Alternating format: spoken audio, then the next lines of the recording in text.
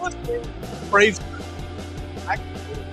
Quarterbacks. We're here live weekdays, 3 p.m. Eastern to 5 p.m. Eastern, WQEE. You're listening to WQEE 99.1 FM.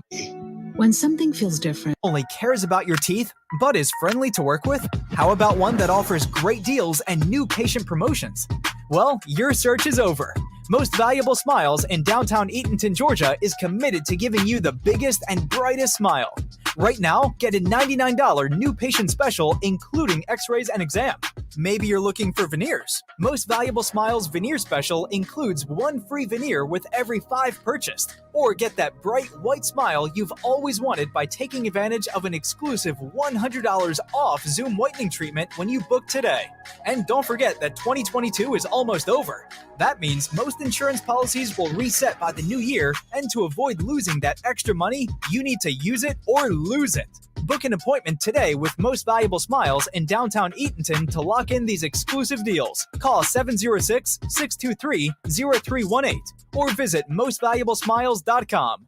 Enjoy sun-drenched days, epic stays, and plenty of room to roam in Greater Fort Lauderdale. Our hotels, attractions, and restaurants have taken the Visit Lauderdale's Safe and Clean pledge so you can relax and explore with confidence. When you're ready for that well-deserved staycation, our 23 miles of golden beaches await. Find wide-open spaces to hike, bike, kayak, and paddleboard. Visit your favorite attractions, then dine out in style in dining rooms or al fresco on waterfront patios. Learn more at sunny.org. It all starts with just one thing. When recycling, rinse out jars and cans, and avoid recycling waxed paper or paper soiled with food. This will reduce recycling contamination. Find tips and more at onethingus.com. What's your one thing?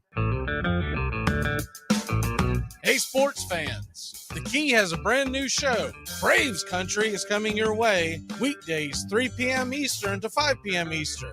Drive time on WQEE. Braves Country is a Southern sports talk show with Mac McGee and the Armchair Quarterbacks. We'll be talking the Atlanta Braves and Major League Baseball, along with everything important to sports fans in Braves Country.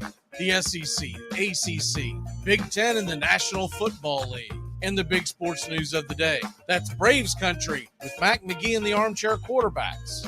Weekdays, 3 p.m. to 5 p.m. right here on WQEE, The Key, 99.1 FM, and simulcasting on youtube.com/@Braves Country.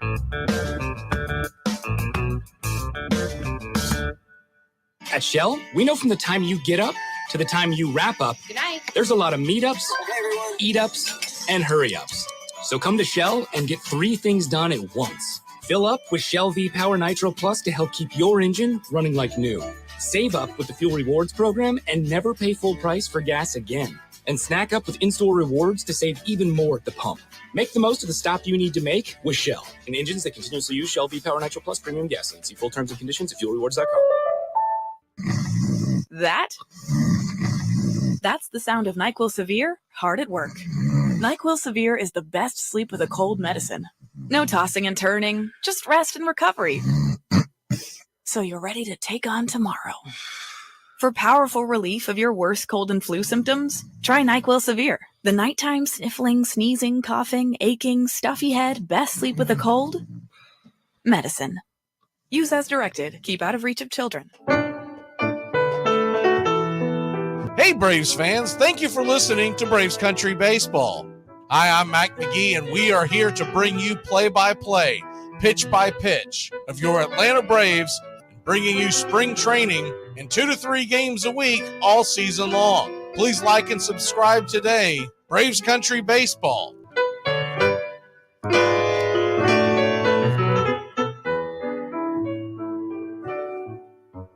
Winter is the perfect time to start planning for your healthy, pest-free spring lawn with True Green, America's #1 lawn care company. True Green's science-based approach and local expertise will help give your lawn the year-round care it needs to be thick and weed-free. Go to truegreen.com. Just call 866-946-5956 or go to truegreen.com today and get a lawn to be proud of. Hey, sports fans, it's Rod Peterson here, host of The Rod Peterson Show, inviting you to join us daily daily for 2 hours of Atlanta's funnest sports talk right here on WQEE. I say fun because it is. You've never heard a show like it because we make the listeners a part of the show every day between noon and 2 p.m. Eastern. You'll hear plenty of the best sports talk, including the latest on the Falcons, the Braves, and more. And who knows, you might even hear you. That's the Rod Peterson Show, daily at noon, right here on WQEE 99.1 FM. We live in a world now that welcomes and nurtures the screwball in all of us. Hey, it's a new decade, people. Time to get a little nutty. Treat yourself to Screwball Peanut Butter Whiskey, a smooth flavor that combines two of America's favorites, peanut butter and American whiskey. So no more social awkwardness. Time to embrace who you truly are. Get out there and make friends. And be sure it starts with Screwball Peanut Butter Whiskey. It's available nearly everywhere. Learn more at screwballwhiskey.com. Infidium Spirits. Please enjoy responsibly. Hey, sports fans, the Key has a brand new show. Braves Country is coming your way weekdays 3 p.m. Eastern to 5 p.m. Eastern. Drive time on WQEE. Braves Country is a Southern sports talk show with Mac McGee and the Armchair Quarterbacks. We'll be talking the Atlanta Braves and Major League Baseball, along with everything important to sports fans in Braves Country. The SEC, ACC, Big Ten, and the National Football League. And the big sports news of the day. That's Braves Country with Mac McGee and the Armchair Quarterbacks. Weekdays, 3 p.m. to 5 p.m. right here on WQEE, The Key, 99.1 FM. And simulcasting on youtube.com/@Braves Country. It's the best in sports and entertainment, and get locked in and locked down with Rhino Radio Penitentiary, 7 a.m. to 10 a.m. with your host, me, Ryan O'Neill, each and every morning, right here with the best in sports and entertainment, all the way from professional sports to college sports to River Dragons hockey and everything in between, including some of the very best local and national guests. It's the Rhino Radio Penitentiary, 7 a.m. to 10 a.m. Monday through Friday, right here on 99.1 FM WQEE. You're listening to WQEE 99.1 FM, The Key in Noonan, Georgia. Armchair. You're listening to the Armchair Quarterbacks Sports Radio, #1 sports station. Good afternoon, and this is your Armchair Quarterbacks Sports Flash. Your college football lines for Wednesday, December 28th, as 4 bowl games starting at 2 p.m. Eastern on ESPN. Central Florida versus Duke. Duke, a 3.5-point favorite. The over-under 62.5. That game is in Annapolis, Maryland, in the Military Bowl. 5:30 Eastern in the Liberty Bowl in Memphis, Tennessee. The Kansas Jayhawks are a 3-point underdog to the Arkansas Razorbacks. Over-under 69.5. 8 o'clock Eastern on Fox. The Holiday Bowl. Number 15 Oregon versus the North Carolina Tar Heels. The Ducks, a 14.5-point favorite, over under 74.5. That game is being played in San Diego, California. And the late tilt in the Texas Bowl. Texas Tech and Ole Miss. The Ole Miss Rebels are a 3.5-point favorite. Over under is 70. In the Thursday night NFL Game of the Week, the Dallas Cowboys are a 9.5-point favorite as they travel to the Tennessee Titans. The over-under is 42. Your NFL lines for Sunday will start off with Dolphins-Patriots, Miami, giving up 1.5 in Foxborough, over-under 43.5. Colts are a 3-point underdog at the Giants, over-under 40.5. Big game in the NFC South in Tampa, Florida. The Carolina Panthers are getting 3 points versus the Bucks, over-under 40. Jacksonville Jaguars giving up 4 on the road to Houston. The line's 43.5.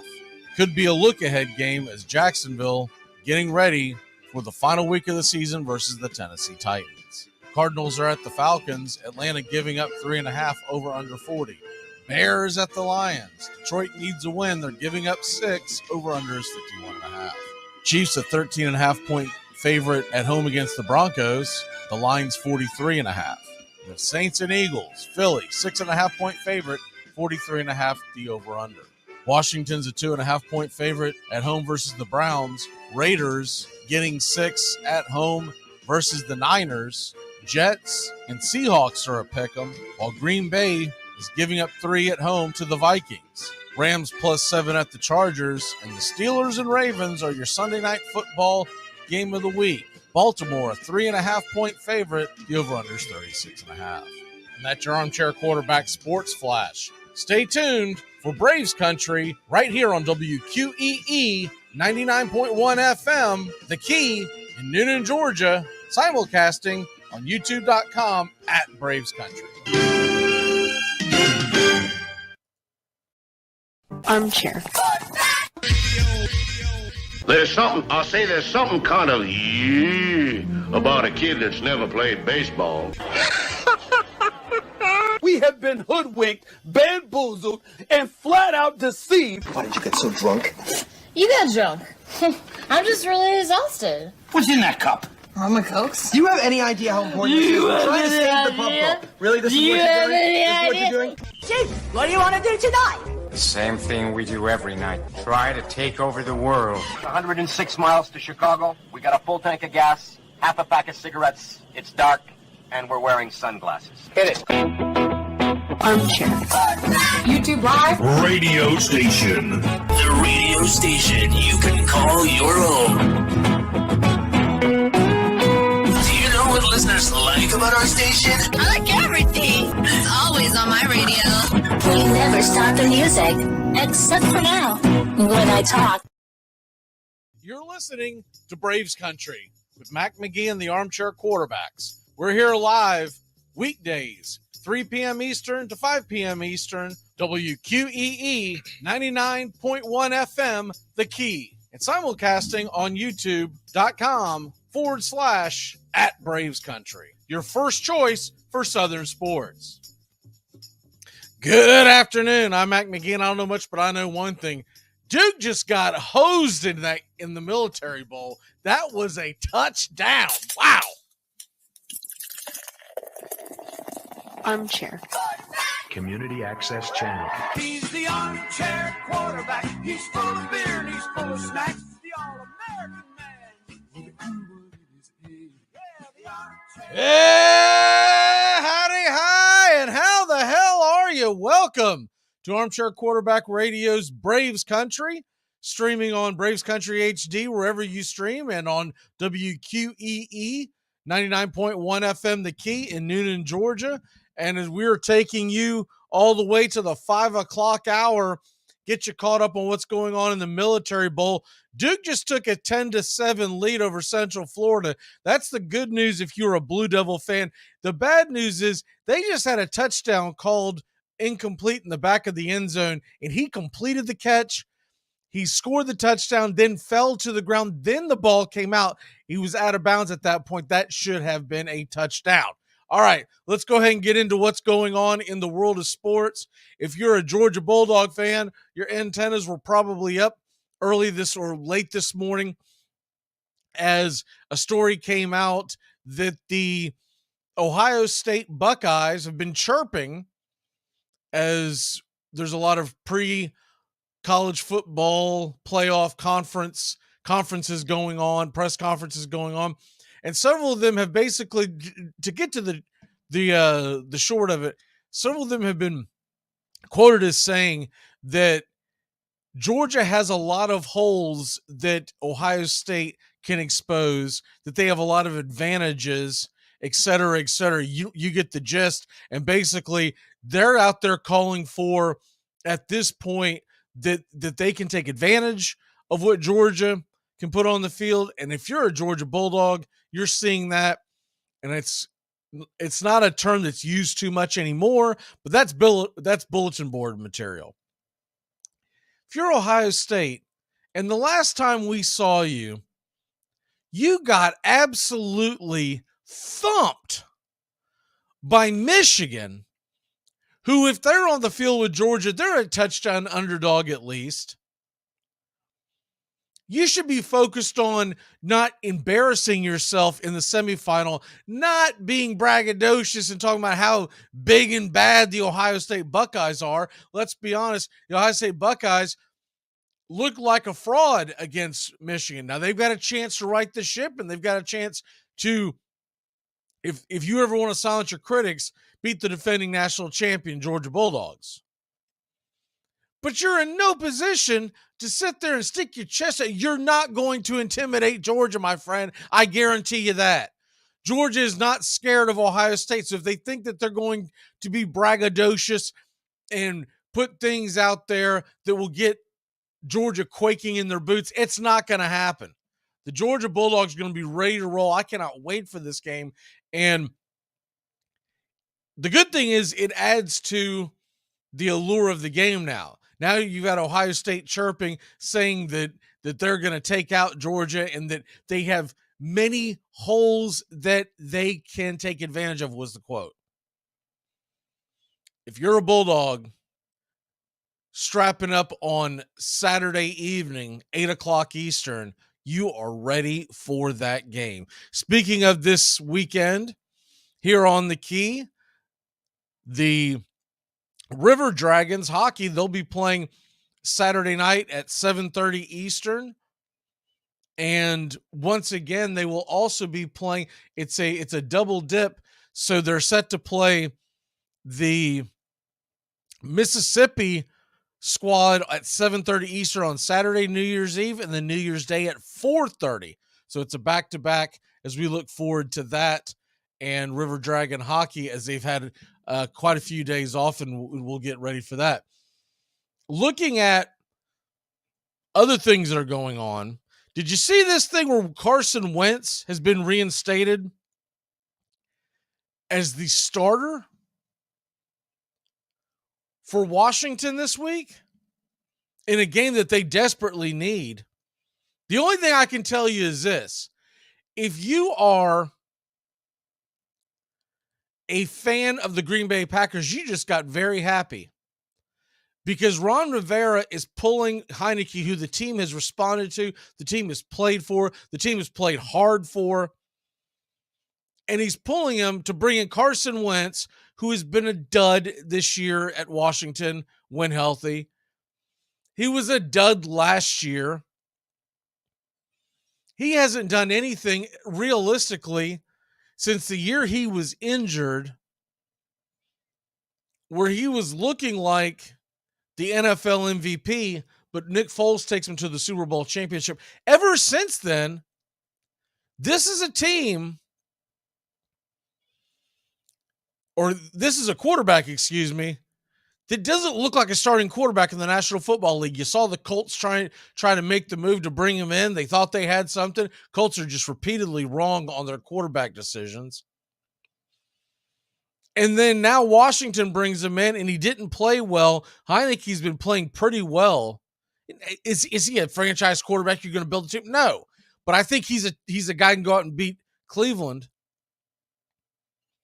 And now what you have is a game where Washington is a 2-point favorite, and that line has moved. That line was at 3 this morning. So Carson Wentz gets anointed the starter, and the public opinion is that makes them 1 point worse, at least. And now I think the Browns have a very, very solid chance of going in and upsetting. And if you're a Packers fan, that's huge because you're trying to chase them down in the NFL playoffs. And the Packers need to win. Obviously, they need to hold serve themselves the next 2 weeks, but they need help. And one of the things they need help with is a Commanders loss. Right now in the NFL playoff standings, if you're looking at the wild card standings in the NFC, the Commanders are 7-7-1. Packers are 7-8. A loss and a Packer win would put the Packers into that 8 slot. Now, they would also need a little bit of help because you've got Seattle in there, but Seattle's conference record right now is worse than the Packers. So if the Packers were to win, the Packers would have a better conference record. So they would catapult above that. They also have the Lions, who are tied with them neck and neck, but it's not a big deal with the Lions because they're going to play them in week 18. So as far as the Lions go, that kind of is neither here nor there. You got to win your next 2 games no matter what. you need help, and you need help as a Packer fan for Washington to lose. And what better way to get that result as a Packer fan than to find out that Carson Wentz is now starting? Unbelievable that they would go to him after just an atrocious past 2 or 3 years across the league. See the question there, 5 most disappointing. I don't know if I'll give you 5, but I'll give you a quick 3. Number 1 up there, I think you have to look at, without a doubt, going into this year. There's a couple of teams that you can go with, but it's got to be the Denver Broncos. Denver Broncos have got to be the biggest disappointment in the NFL, because you could put the Rams up there, but I'm not going to put the Rams up there because A, they just won the world championship. There's usually a hangover. It's not a shock when the Super Bowl defending champions don't hold serve the next year.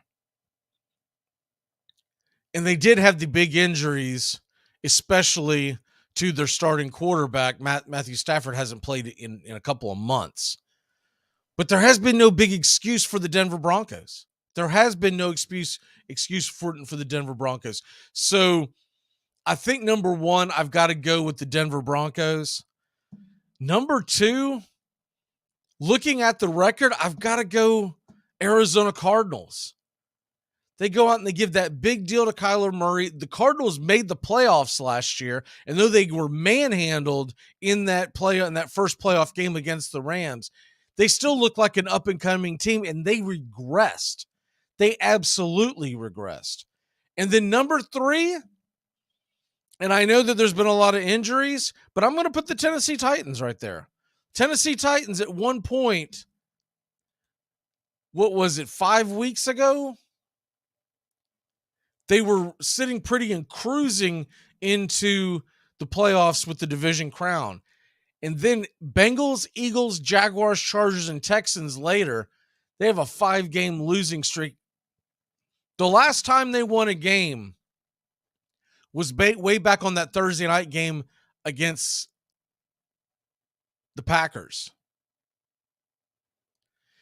And if you look at it, a few weeks before that, they played the Chiefs on a Thursday night, or maybe that was Sunday night, but it was a very, very close game. The Titans had it in hand and then let get away in the second half. And once again, it came down to Tannehill being injured. He's been in and out of the lineup all year long. The Tennessee Titans have got to be my number 3. You know, if you really want to go a couple more, I guess I would probably throw in there.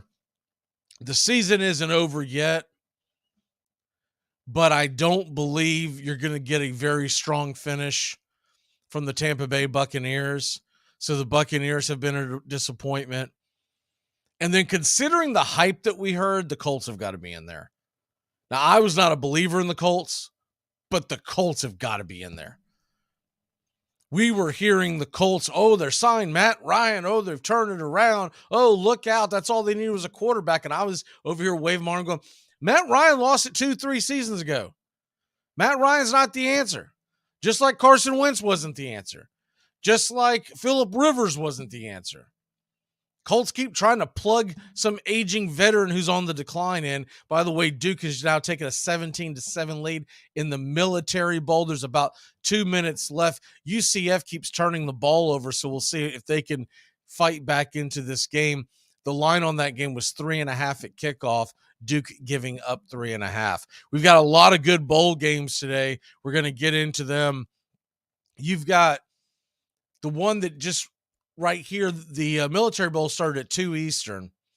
So they're about to head towards halftime. Later on this evening, 5:30 Eastern. This is a fun one. Arkansas, Kansas. Because Kansas is looking at this as a chance to put their name on the map. And Arkansas is missing a lot of guys. There's ones that are opting out. There are ones hitting the transfer portal. So that's going to be interesting to see if Arkansas is still a 2.5-point favorite, but honestly, they probably shouldn't be the favorite. And even though if the two teams were healthy going into the game,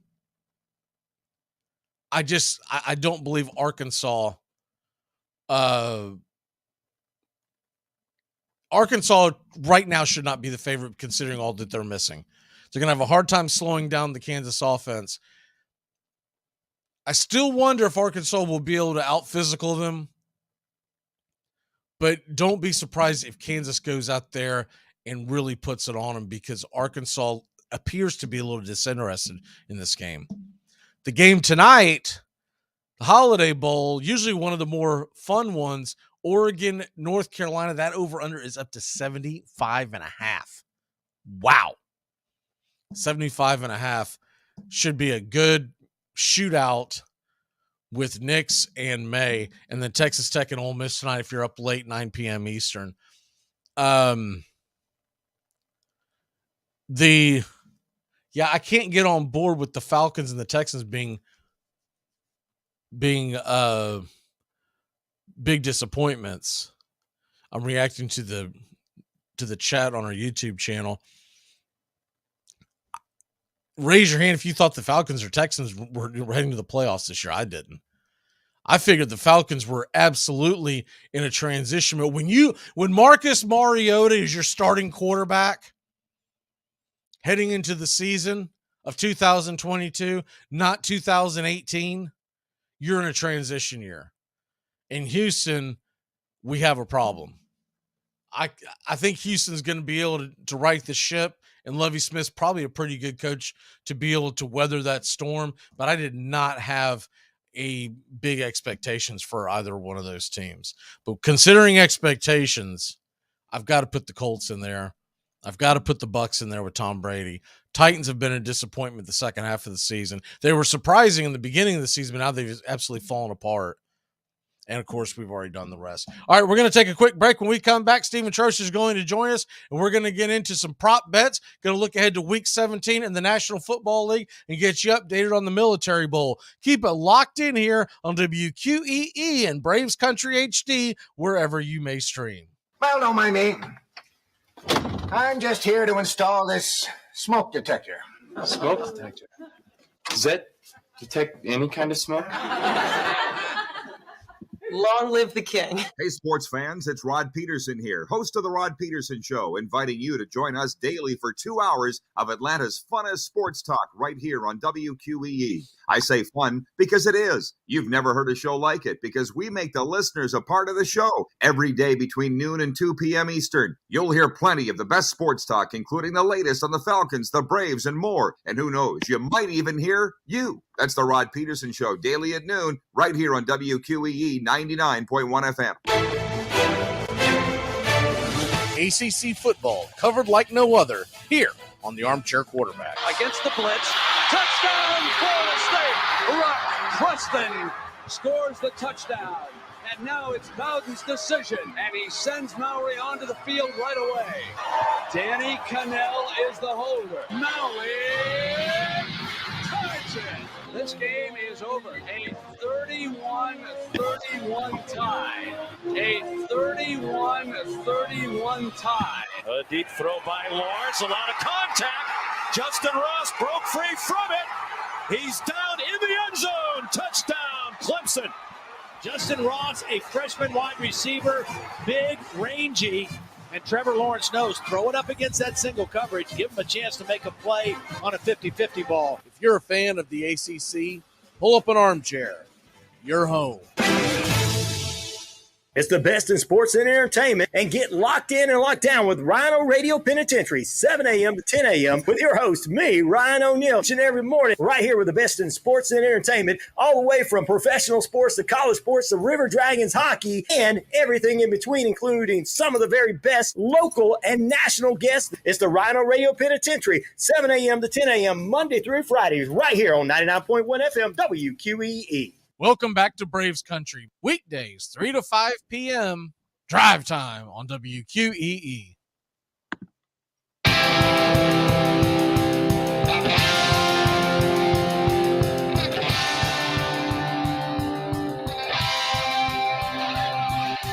Welcome back.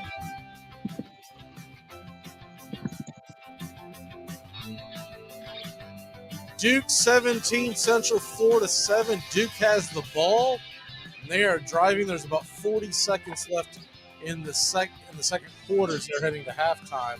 If you're wondering, the over-under, I believe, was around 63-ish, give or take, and Duke was a 3.5-point favorite. Joining us today is Mr. Stephen Church. Stephen, how are you today, sir?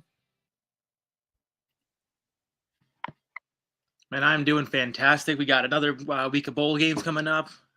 2 more weeks left in the NFL season. Man, things are getting crazy already.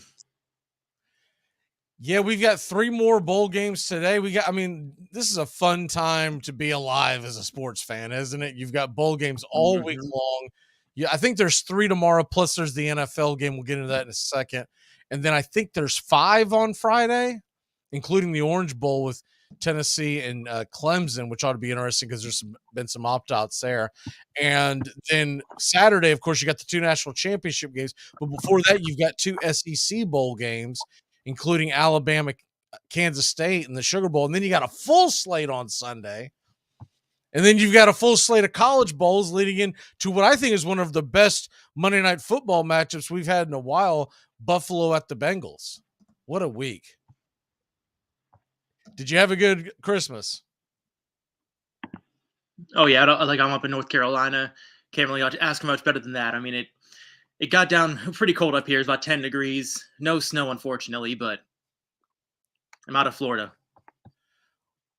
It hasn't been too much warmer down here. I can tell you that. It's been a little nipply. Now tomorrow it's supposed to get up into the 70s, very low 70s, but back up to the 70s, back to where we belong, right? But the last several days, man, I mean, it has been freezing, and we're getting a new air conditioned heating system put in, but it won't be till next week. So we've been battling the whole carrying the traveling heater around from room to room, trying to keep me, the wife, and the dogs warm. So we got that going on, but it's a shame you didn't get any snow up there in Carolina, because I know the locals rarely care about it, but those of us that come in to visit like to see a little snow, when we get the opportunity. But how much longer are you up there?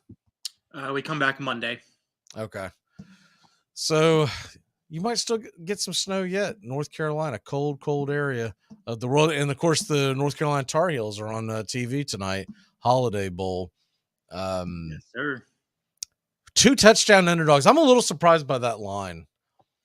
I'm not willing to take it, but I'm a little surprised that there are 2 touchdown underdog going into that game. Yeah, no, I mean, like you may be scared, but might as well bring it up now. Like, North Carolina is my stupid underdog. I really think they have a shot to pull this off tonight. I can see it. I've got a chance to possibly win this thing, so I don't want to take a goofy one. I've got some. I got one that I'm a little more feel better about. So. But yeah, I could see it. I just don't think it's likely, because North Carolina, their defense has gotten ran over a time or two. Honestly, Duke should have won that game. All right, let's go ahead and get into week number 16. The first one I want to get out of the way, and Robert, I'll get into that Sean Murphy thing here in a second.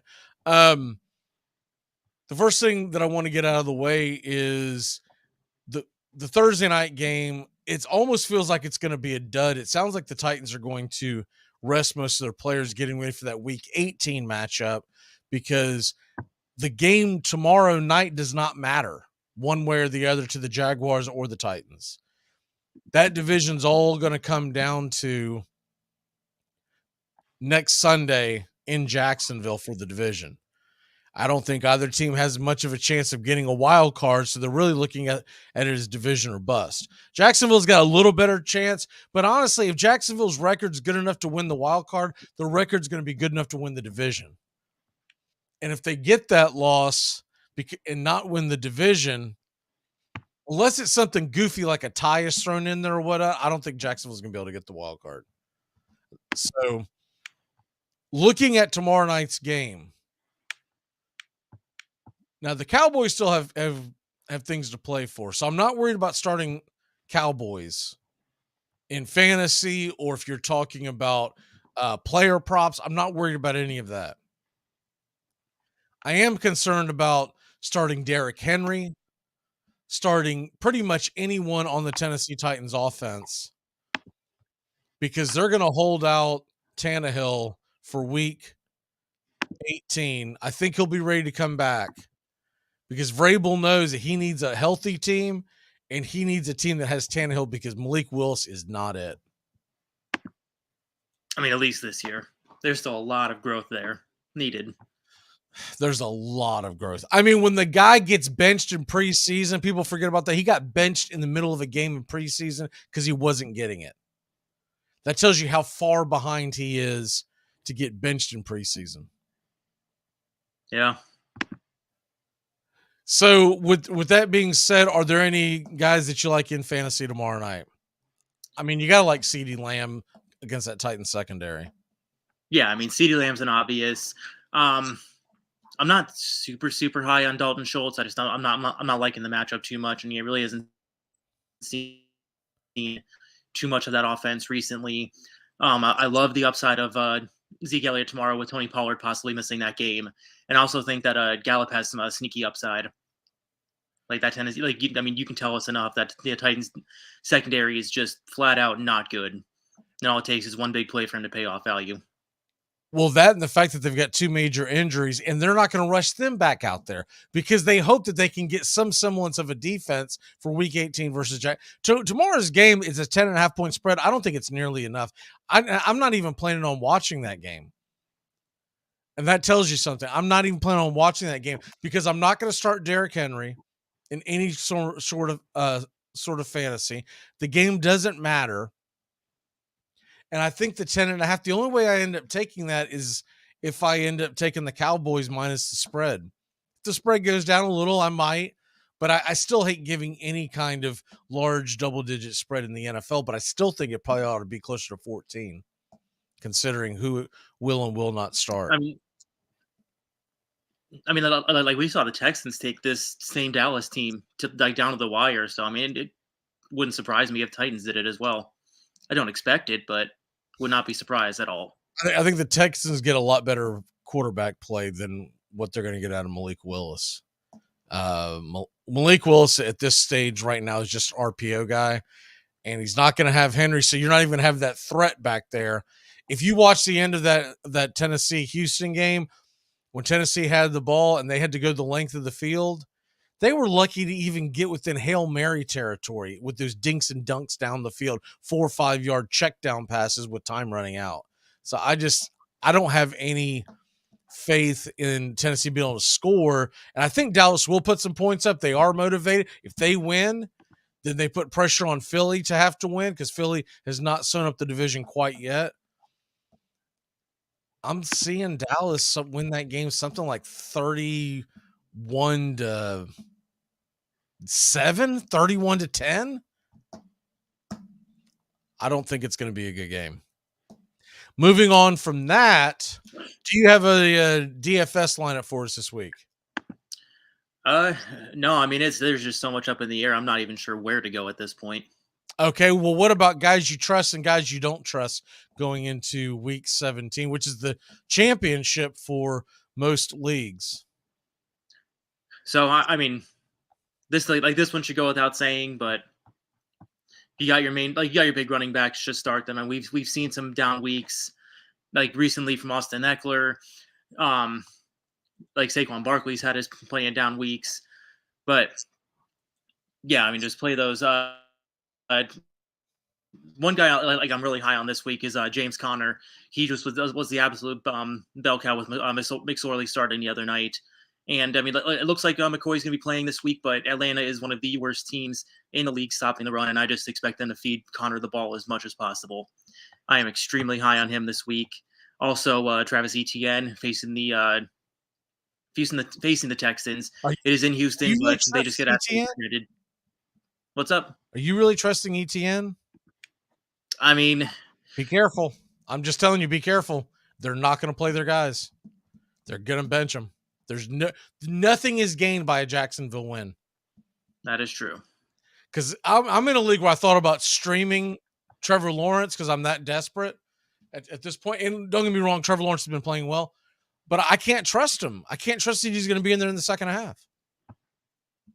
That is fair. The only reason why Lawrence stays in, I will throw one more running back. I am trusted. They want to keep up his, his confidence, right? Oh yeah, but they're not worried about that with ETN. They're worried about that he's healthy for the. Now this almost seems like this could be a Jermichael Hasty type game. Yeah, I mean, if you do regards who's in DFS. I would sincerely look at guys for Jacksonville that you think may benefit from the fact that the main guy's not going to play. Marvin Jones, maybe. Marvin Jones could be a great one. Absolutely. To be honest with you, as consistent he's been, Zay Jones might get the day off because it seems like he's more their go-to guy. Ingram might get the day off. Right?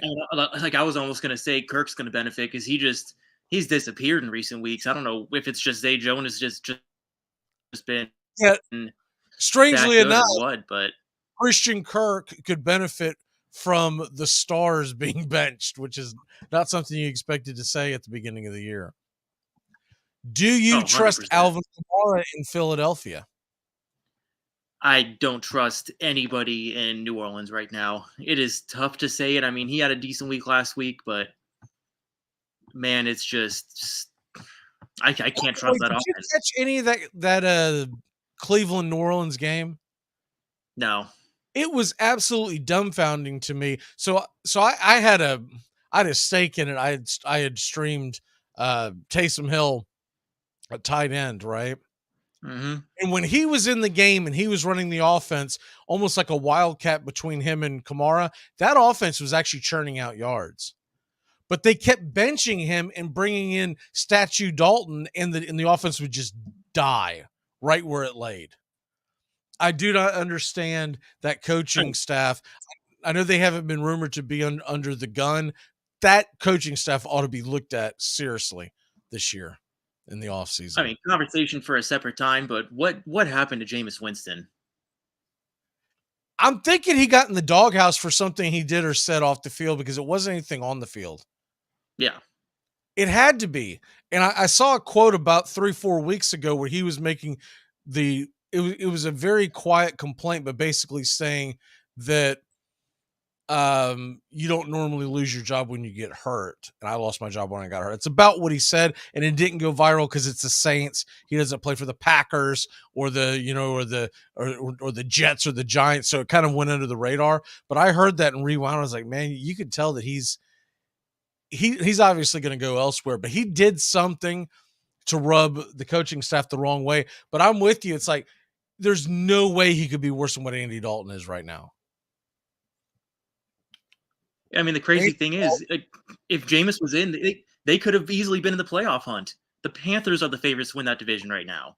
They might have the division wrapped up. That's how bad that division is. It's the ultimate case of shooting yourself in the foot. Absolutely. Do you trust Tony Pollard? Considering he may be out, I do not. He's been missing practice, but I mean, even still, I think this is going to be a Zeke game. I wasn't sure if he was actually out or if that's one of those. It seems like nobody practices on Wednesdays anymore. If it's a Thursday game, nobody practices on Tuesdays. Here's an interesting one.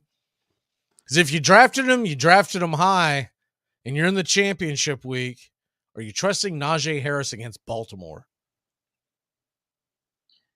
They've gotten him more involved in that offense. The defense has not looked the greatest. That's such a hard question. I mean, I think he'll have an okay game. I don't think it's going to be a complete bust. I would feel comfortable enough having him in my lineup. I'm a little surprised that Brian Robinson is as far down on the pecking order against that Cleveland rush defense. He's ranked number 22 on Fantasy Pros this week. I'm a little surprised at that because I feel like he's has an opportunity to feast, especially because here comes Carson Wentz. I don't know what they're doing with that, but here comes Carson Wentz. And I don't like Cam Akers is ranked over him. And I get that Cam Akers had a couple of nice weeks, but that Charger defense has slowed down the running game quite a bit this year. Yeah, I was actually about to. He was on my list of players I do not trust coming into this week. I mean, do you trust any of either Pacheco or McKinnon going in against Denver? I mean, like if you're playing any back from that offense, it's got to be McKinnon at this point. Pacheco is kind of just more the in between the 20s, not really going to work much in the passing game. He's going to have to take the lead and really get the red zone touches to be playable for me. Are you now? Here's an important one because we actually have a listener that asked this. Are you trusting the Miami Dolphins receivers with no Tua and Teddy Bridgewater under center? I feel like you have to trust Hill. Yeah. But what about Waddle? Waddle, it's so up in the air. I mean, like I know they're going to force the ball to Hill. They're going to find ways to get the ball in his hands. Right. Bubble screens, jet sweeps. That's the way I feel about it. I feel like if you've got Hill, you can't bench him because you're going to kill yourself if you see him take a end around for about 60 yards to the house. But I mean, it's the same way with Waddle. I mean, I don't feel super comfortable starting him, but unless you have like a slam dunk player to start over him, you can't sit Waddle. Well, for instance, I pulled up the two games the Tua missed the last time that he had the concussion. He pretty much missed the entire Cincinnati game, and then he missed the game right after that. And the Cincinnati game, Hill actually had a really big day. Scored, I think, like close to 30 points on fantasy. Yeah. But he didn't have a very good game the next game. But both games, Waddle did absolutely nothing, like 4 and 5 points. So my question, I guess, going into if a defense all week knows that Tua is not going to be there, and of all the defenses to have to run into, I figure that Bill Belichick is going to make the Dolphins beat him on the ground. Yeah, I mean, I completely agree there. The only thing that they have working for them is it's in New England. They have not done a good job at stopping the other team's players like they have in the past. But yeah, I haven't seen the weather, but I'm assuming it's going to be cold, windy. It is good that it's a 1:00 and not an 8 p.m. kickoff, which I'm absolutely dumbfounded that a game like that didn't end up getting flexed. This Baltimore-Pittsburgh getting flexed is a snooze fest. Like, what are they doing? Yeah, I know. So weather there is 56 degrees, 4% chance of rain. So just not even that cold. Okay, so should be good weather then. I would have much rather seen this be the Sunday night flex or a couple other games, Minnesota, Green Bay, anything, but Baltimore and Pittsburgh. I mean, what year is this? Why is that the flex game? Right? Like what administration are we in that Baltimore, Pittsburgh should be the good? I mean, that hasn't been a big deal since like the last Obama administration, right? Like Baltimore, Pittsburgh, I feel like they take turns being relevant in the division nowadays. Oh, 100%. And I mean, I guess I echo that sentiment, especially given that crap show that they had against the Raiders last week. One more question on the running backs, because I think this is a pretty valid one. Are you trusting both of the Green Bay running backs against Minnesota? Dillon and Jones. Dillon has come on strong in the past few weeks. He has. I'm trusting Aaron Jones 100%. Yeah, I think I'm still going to be playing Dillon this week. He's worked himself into big enough of a role in this offense, and Minnesota just can't stop anybody. All right, let's switch gears real quick, and I'm going to hit you with some receivers. Garrett Wilson, you trust him in Seattle? No, actually, I do not. They are getting Mike White back, but that makes me a little nervous. Yeah, but I think it's Tariq Woolen or maybe one of the other corners out there. But they like their secondaries actually turned into a fairly decent one, and they locked down number one receivers pretty well. Jerry Jeudy against Kansas City. I'm actually more into Tyler Conklin in that game. Okay. What about DJ Moore against Tampa? Yep, you got to play him. Tampa's been a sieve on defense, and DJ Moore is running that offense with McCaffrey gone. Drake London against Arizona. Don't love it. I mean, like that offense is just not going to have a super high pass volume, but it's going to be in a dome. There should be some points scored, and I think he has some touchdown upside. I'm playing him. Alan, I see your comment. I'm going to hit some Braves in the very next segment, so just hang on. What about here's one, because he's ranked 30th. He's going up against that Minnesota secondary, Alan Lazard. No, you can't trust him at this point. Christian Watson's taken over as the top receiver. Aaron Jones there. Is Watson even going to AJ Dillon are still preferred. That I have not seen anything one way or the other. Is he expected to play? Yeah, he missed practice again today. I've got Christian Watson in a league that I could use some big points. I can't start him. And it sucks because I planned all along Christian Watson, Minnesota. This is going to be a great matchup.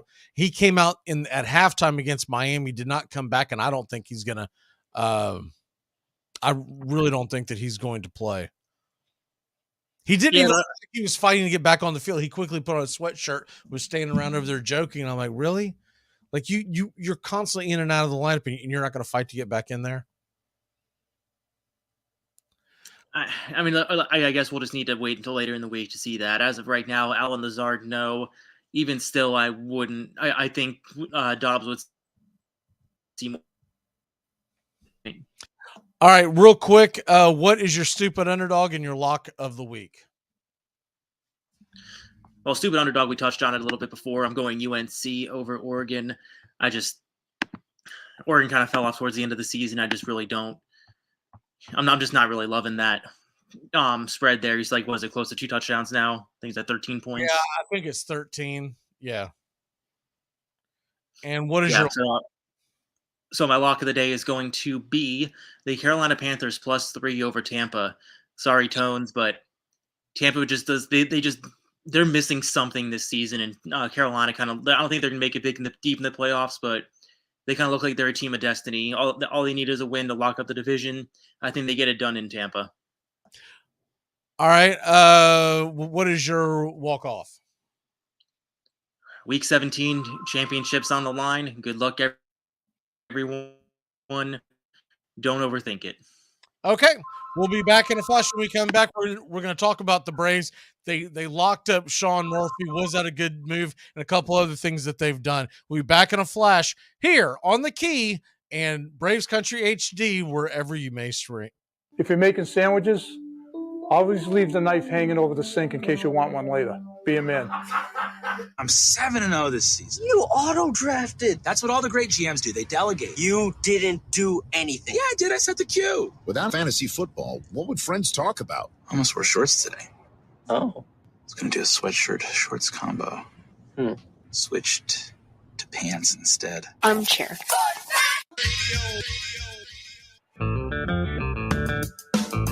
Hey, sports fans. The Key has a brand new show. Braves Country is coming your way weekdays 3 p.m. Eastern to 5 p.m. Eastern. Drive time on WQEE. Braves Country is a Southern sports talk show with Mac McGee and the Armchair Quarterbacks. We'll be talking the Atlanta Braves and Major League Baseball, along with everything important to sports fans in Braves Country. The SEC, ACC, Big Ten, and the National Football League. And the big sports news of the day. That's Braves Country with Mac McGee and the Armchair Quarterbacks. Weekdays, 3 p.m. to 5 p.m. right here on WQEE The Key 99.1 FM and simulcasting on youtube.com/@Braves Country.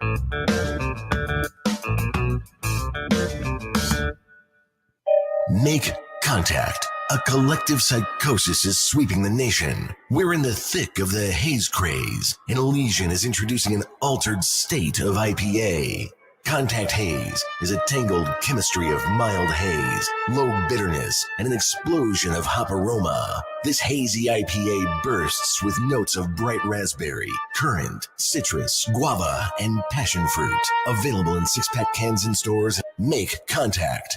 Welcome back to Braves Country. Mac McGee and the Armchair Quarterbacks, weekdays 3 to 5 p.m. Drive time on WQEE. Hey, where's my tickets to the Sonics game? They were here just a second ago. Somebody stole my tickets to the Sonics game! This stinks! This is total BS! This is... Oh, got it. Okay, where's the French fries? I ordered French fries. This stinks! This is total BS! Eddie Vermoyen's gonna... Oh, here they are. Where's my power bar? I had a power bar here. Someone stole my power bar! This stinks! This is total BS! This is... Oh, here it is. Hey, where the hell's my assorted tape? This is total... Oh, got it. Armchair. Community Access Channel. He's the armchair quarterback. He's full of beer and he's full of snacks. The All-American man. Welcome back. Duke is up on Central Florida 20-7 as they are about to start the second half.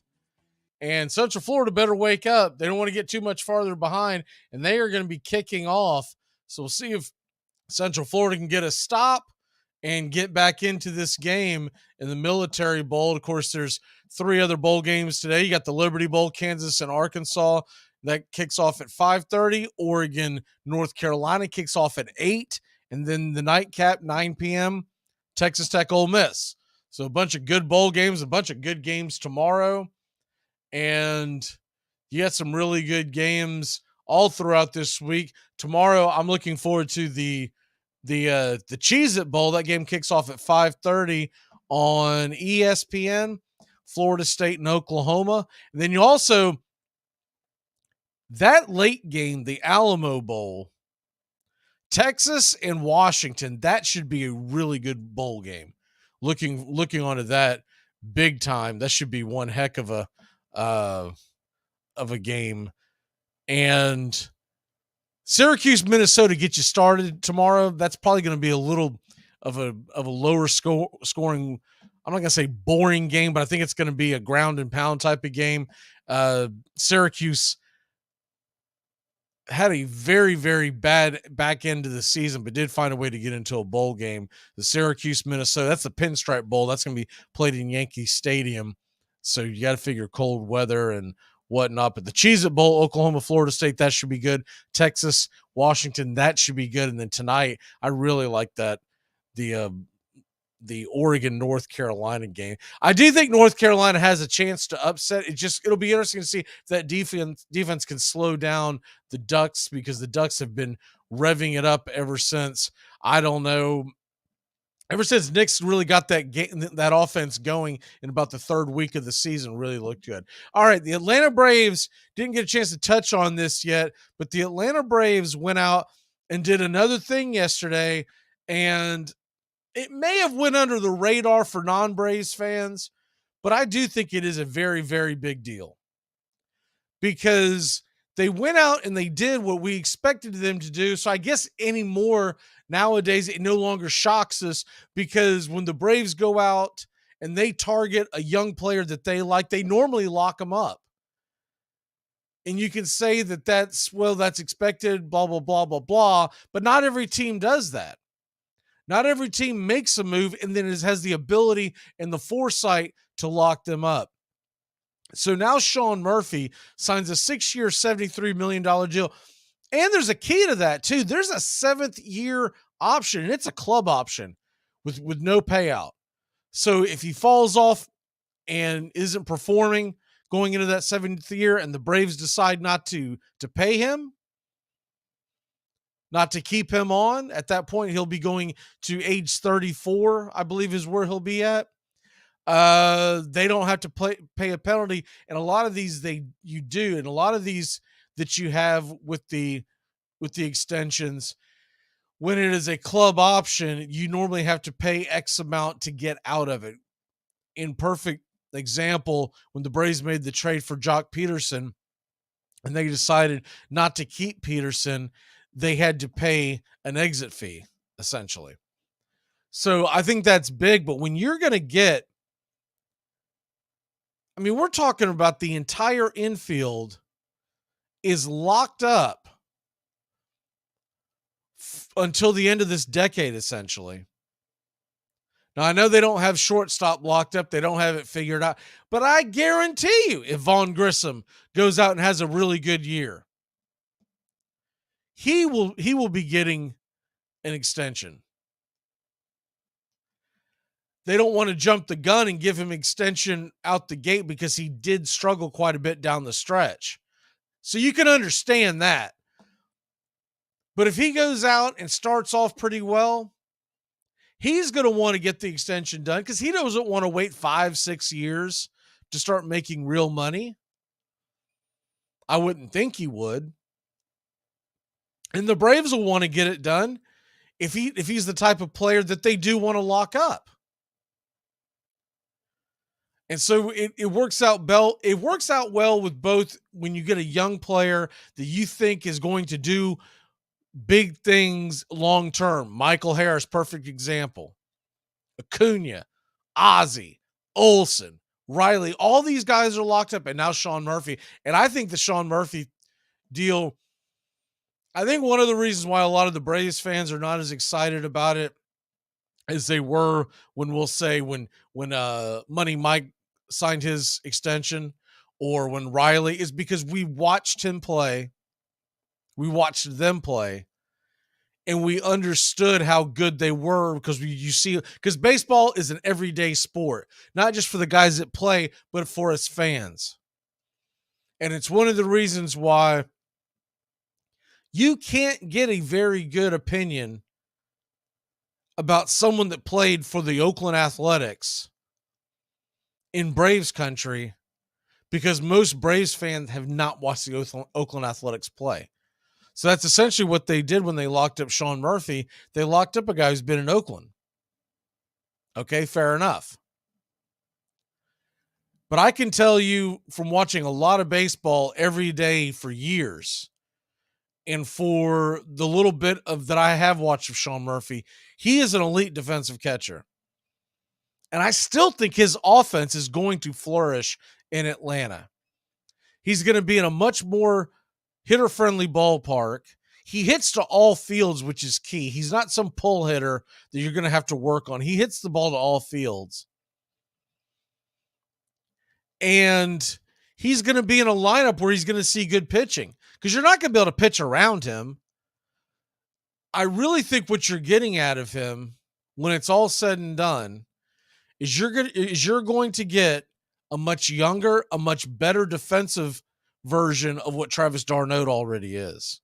And Travis d'Arnaud's not going anywhere. I know a lot of folks have thrown that out there and said, well, they traded Contreras and now they're going to trade Travis d'Arnaud because they've got their all-star catcher, et cetera, et cetera. Realize something. Atlanta has Travis d'Arnaud not just for this year at $8 million, but they have a club option for the following year. So if they want to keep it as is, the Braves will have d'Arnaud and Murphy in their lineup through 2024, and I fully expect that to happen, because not only do you want to keep Murphy healthy, so you're figuring he's going to catch maybe 120 games behind the plate this year. If he's hitting well, sprinkle in another 10 to 15, maybe even 20 games at DH. But at the same token, you're going to find at bats for Travis d'Arnaud. There's going to be opportunities, obviously, behind the plate. So at least 40. I think probably closer to 50.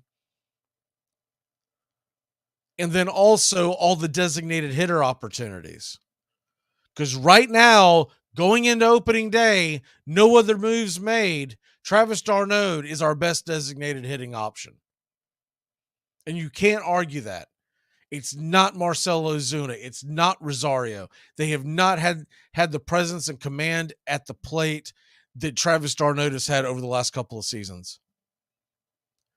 So that looks great. And as far as I saw the other question, where was it? I want to make sure that I address it. The Jordan Luplow, I think fans, for whatever reason, baseball fans think that every single guy that gets signed needs to be in the starting lineup and needs to wow them. And it's probably because a lot of baseball fans are, for lack of a better term, they are green when it comes to knowing the game. And they don't understand that what a Jordan Luplow could bring to Atlanta. And remember, there's very little risk if it doesn't work out. What was it, 1.4? But Jordan Luplow can play all three defensive outfield positions. He can play first base. So that gives an opportunity. Remember, Matt Olson didn't get any days off last year. They got to start getting Olson days off to keep him fresh. And that'll also probably work in with d'Arnaud as well. But Luplow can hit left-handed hitting. He's a right-handed bat. He'd be perfect to possibly work in some kind of a platoon system in left field. Right now, we're going into the spring with Ozuna and Rosario competing for at-bats in left field. But if the opportunity arises, that Luplow signing shows me that if the opportunity arises, Anthopoulos will move Ozuna. We got to take a quick break. We're at the top of the hour. When we come back, we'll finish thoughts on this and we'll get into some football talk. Doug is on the way as well. Keep it locked in here on The Key and Braves Country HD, wherever you may stream. You're listening to Braves Country. We're here weekdays 3 to 5. Drive Time, 99.1 FM. You're listening to WQEE 99.1 FM, The Key in Noonan, Georgia. Armchair.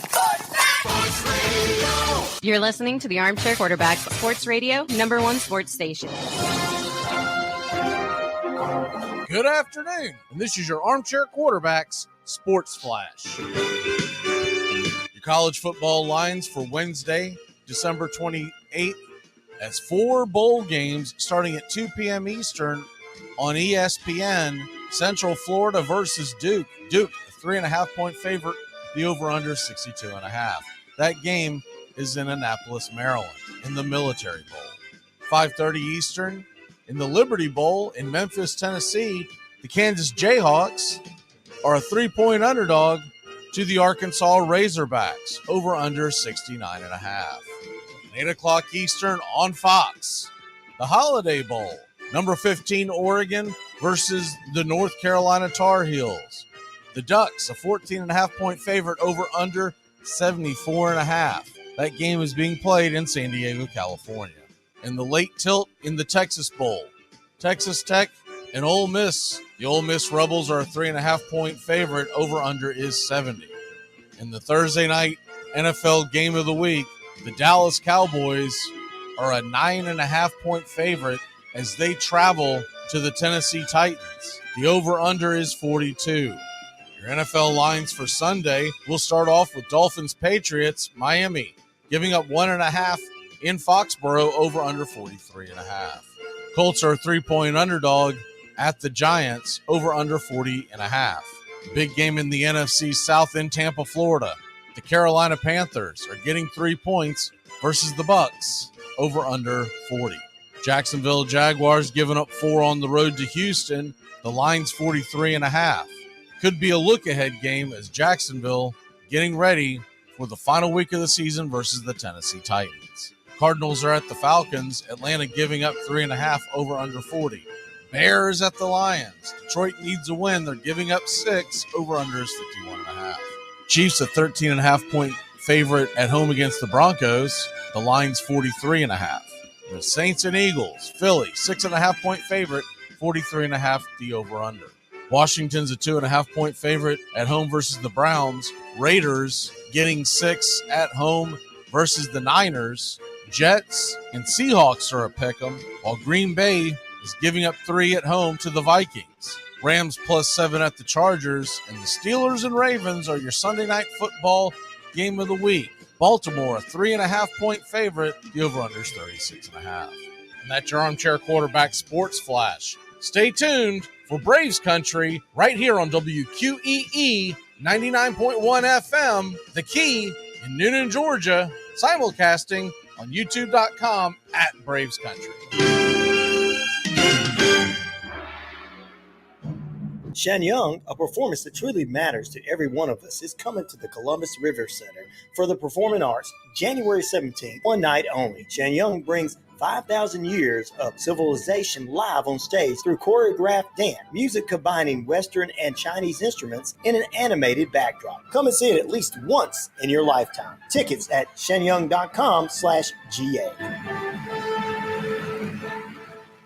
It's the best in sports and entertainment, and get locked in and locked down with Rhino Radio Penitentiary, 7 a.m. to 10 a.m. with your host, me, Ryan O'Neill, each and every morning, right here with the best in sports and entertainment, all the way from professional sports to college sports to River Dragons hockey and everything in between, including some of the very best local and national guests. It's the Rhino Radio Penitentiary, 7 a.m. to 10 a.m. Monday through Friday, right here on 99.1 FM WQEE.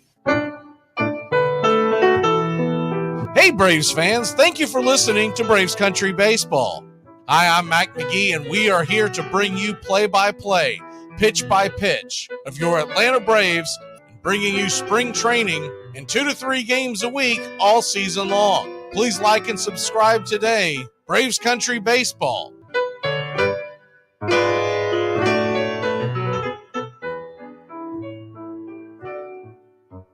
Welcome back to Braves Country. Mac McGee and the Armchair Quarterbacks, weekdays, 3 to 5 p.m., drive time on WQEE.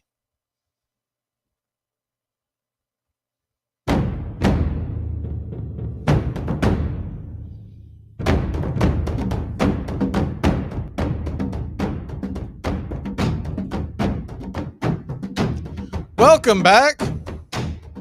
It's 23-7. Duke leads it over Central Florida as the Gold Knights are trying to get something going here. They are really having a hard time moving the football and outmatched at this point.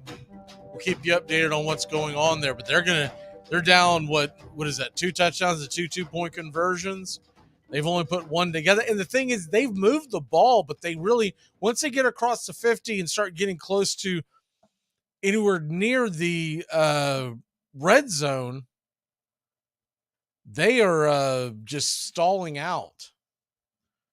So we'll see if Gus Malzahn and company can turn it around. Yeah, back to that about the Jordan Luplow thing. I think folks are worrying about nothing. It wasn't a huge move. And it's one of those things that you hope that you can take advantage of, that maybe you catch lightning in a bottle. But it's a 1-year deal. No, he has not hit well. And we know that off the jump. But at the same token, it's pretty good pretty good glove. He does have some pop, but he has not hit for a high average. And I really feel like he's a guy, if you think about it, he's not going to get. Think of a younger, more versatile version of what Guillermo Heredia was. And once again, fans always overreact because they want everyone top to bottom on their 26, 40-man roster to be an up-and-coming star. It doesn't work that way. Even teams with the highest payrolls, take the New York Mets, they're going to have Darren Ruff at the end of their bench. You think he's striking any fear in anybody? But those are the guys that you put in, and you hope that when they are called upon, that they will actually perform. But you hope that they don't. You hope a guy like Jordan Luplow is not out there in the field for 60, 70 games because of an injury. And that's the hope going forward. But Yeah, I still feel like Anthopoulos probably isn't done. The thing he would love to do, he would love to find a taker for Ozuna. But how much of that salary are you going to have to swallow? And if you don't swallow the salary, what kind of prospects are you going to give up? Because no matter what Braves country thinks, nobody wants Ozuna. Not the way the Braves wanted Ozuna after he had that incredible 2020 season. And Atlanta went out and they signed him to a 4-year deal. And at the time, it seemed like a really smart move. It seemed like 4 years, $64 million. It seemed like, hey, considering what the league average is, if he can give you decent amount of pop at the 16 a year level, that's a really good deal. The problem is he's giving you the same kind of power numbers in a 162 game season as we got in the 60 game season, and that's not going to cut it. So at that point, do you platoon him? Do you put him just in there primarily against left-handed pitchers and put him in left field, maybe DH, and you have Rosario play left field against the righties? And I really think that's where they're leaning. But if they can find a taker for Ozuna and they don't have to give up the farm, literally give up the farm to get rid of him, then all bets are off. But as of right now, I think that's where we're heading. I would also kind of expect that Atlanta may make another couple minor moves in the relief pitcher department. And then, of course, remember something too. Baseball's not football. Just because you see your team on opening day does not mean that's the team you're going to see at the end of the year. There's usually heavily regarded trades with the Braves, especially towards the deadline. Even if they look like minor moves, they ended up, remember all those minor moves that Anthopoulos made in 2021. And we got a little lucky. We struck gold on Soler, bringing back Duvall, Jock Peterson, Rosario. They all ended up just playing incredible baseball down the stretch, and it brought us home a world championship. You're not going to get that every time. But I seriously doubt that the bats you see on opening day in the dugout in Atlanta are going to be all ends all that beats all by the time, assuming this team is competing, and then it should compete. That will not be what the team looks like heading into October.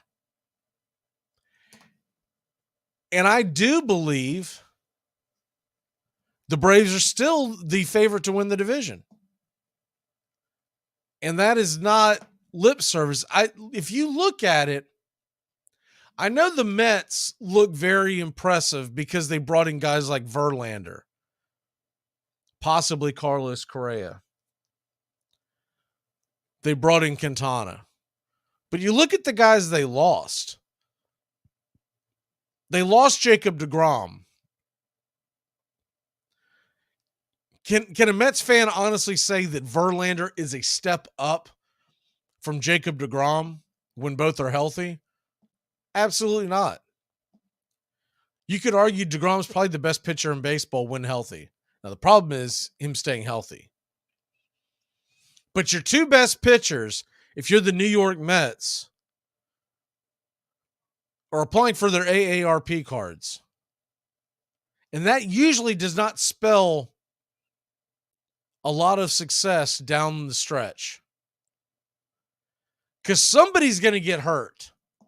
Or some buddies are going to get hurt. Quintana, I felt like pitched pretty well last year, but he had struggled from time to time over the last few years. So is he necessarily an automatic quote-unquote upgrade? They lost Chris Bassett, who they leaned on quite a bit last year. And though he didn't have his last couple outings weren't very impressive, one against the Braves in Atlanta that cost him the division, and then, of course, his start against San Diego. But all in all, he pitched a really good season. So they lost him. You look at the fact that, yeah, they brought back Cookie Carrasco. he was inconsistent at best. I mean, I'll be honest with you. When I think of Cookie Carrasco last year, I really think of him as a guy who can dominate the lesser lineups, the Washington Nationals, the Pittsburgh Pirates. But when he ran into teams like the Braves, the Dodgers, etc., he's not really someone you want on the mound in a big situation. Father Time has caught up to him. So you've got 3 aging pitchers on that staff. You also lost Taijuan Walker to the Phillies. And I know he's been up and down, inconsistent, but still, he ate a lot of innings up. So I don't think that the Mets are necessarily better. Carlos Correa, we still don't know what's going to happen with that contract.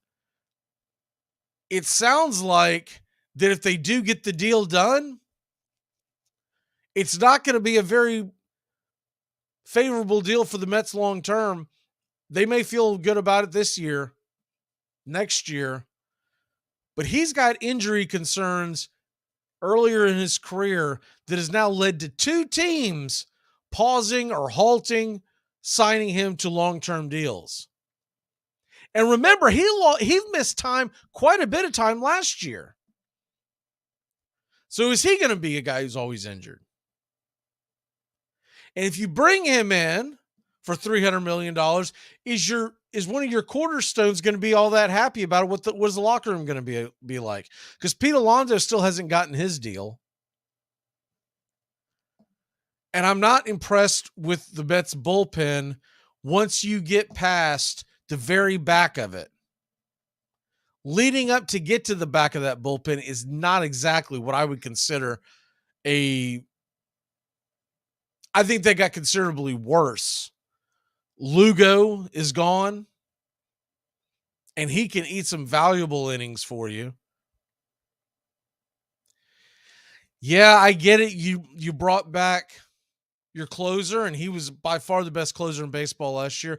But it's very rare, if your name's not Mariano Rivera, that you're the best closer in baseball multiple years in a row.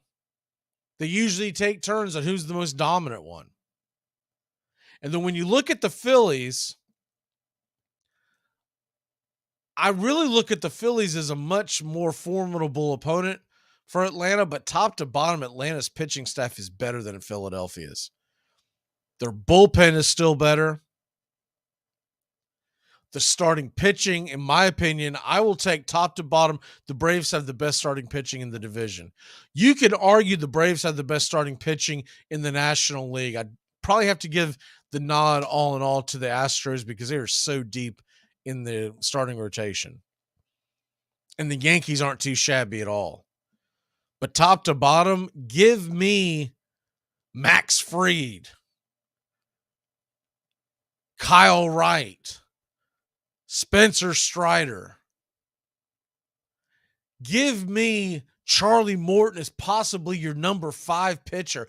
Give me Ian Anderson and Bryce Elder as 2 guys that may be on the outside looking in and competing down below. That's how deep that pitching staff is. And Atlanta's going to score. That offense is not washed just because we lost Dansby Swanson. Remember, Dansby Swanson is one of the reasons why we were 10.5 games back of the division to start the season.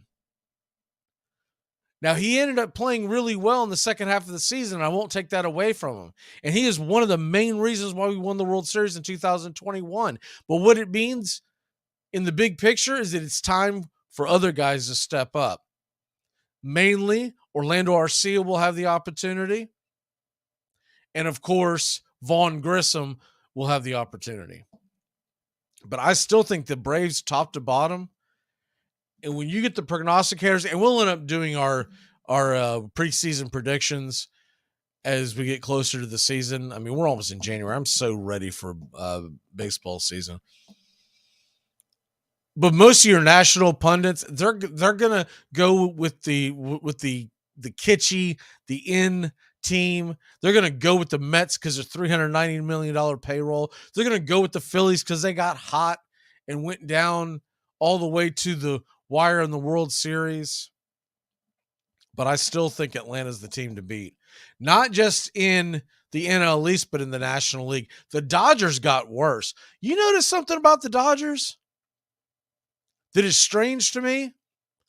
They didn't land one big free agent. Not one. Not what I would consider a big fit. They didn't land DeGrom. Everyone thought he was going to go there.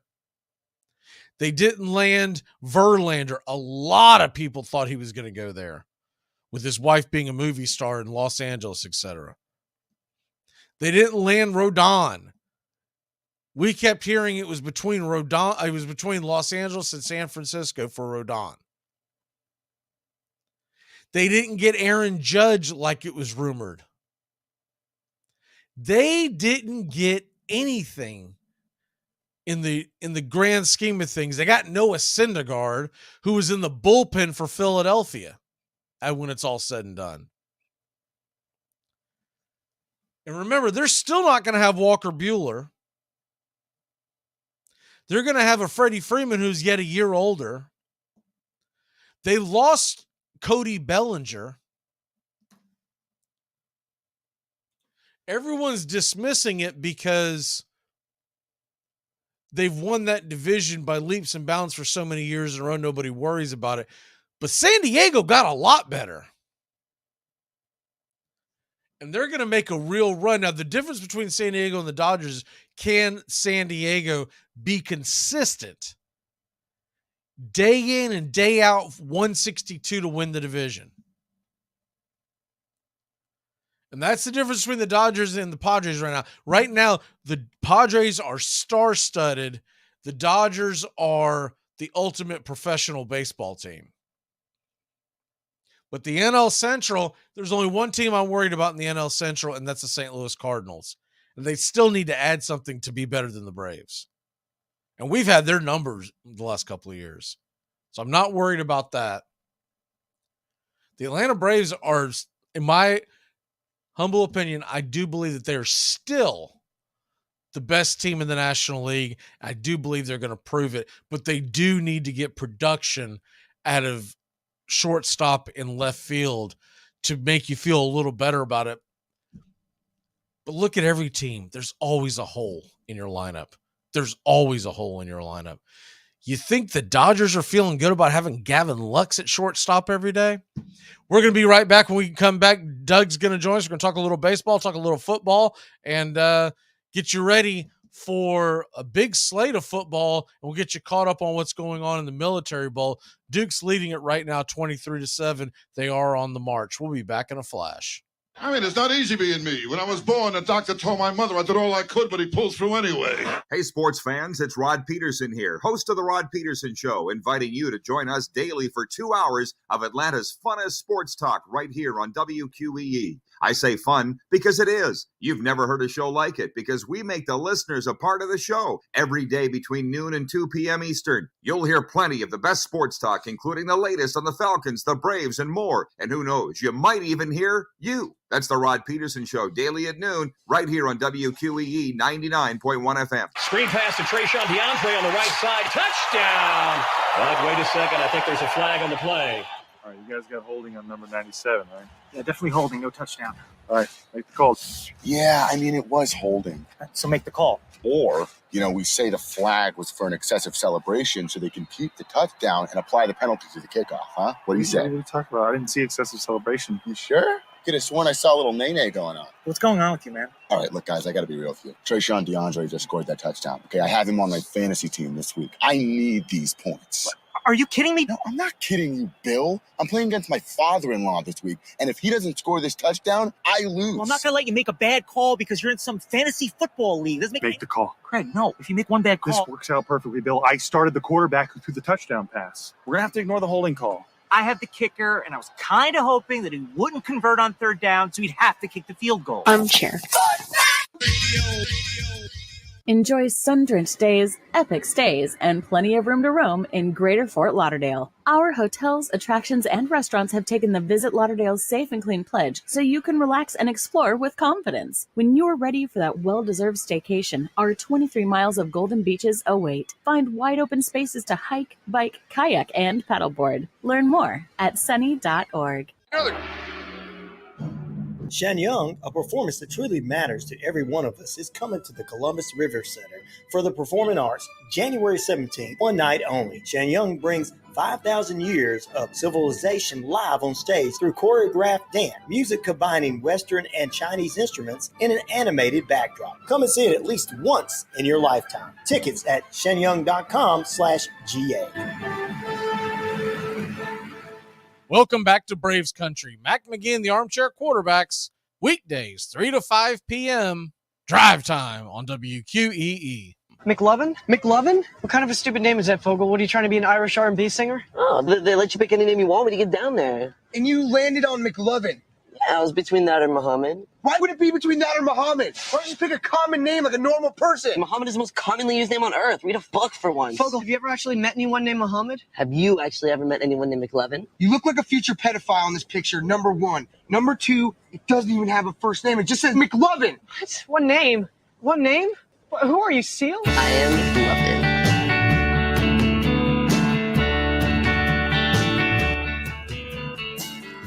Welcome back.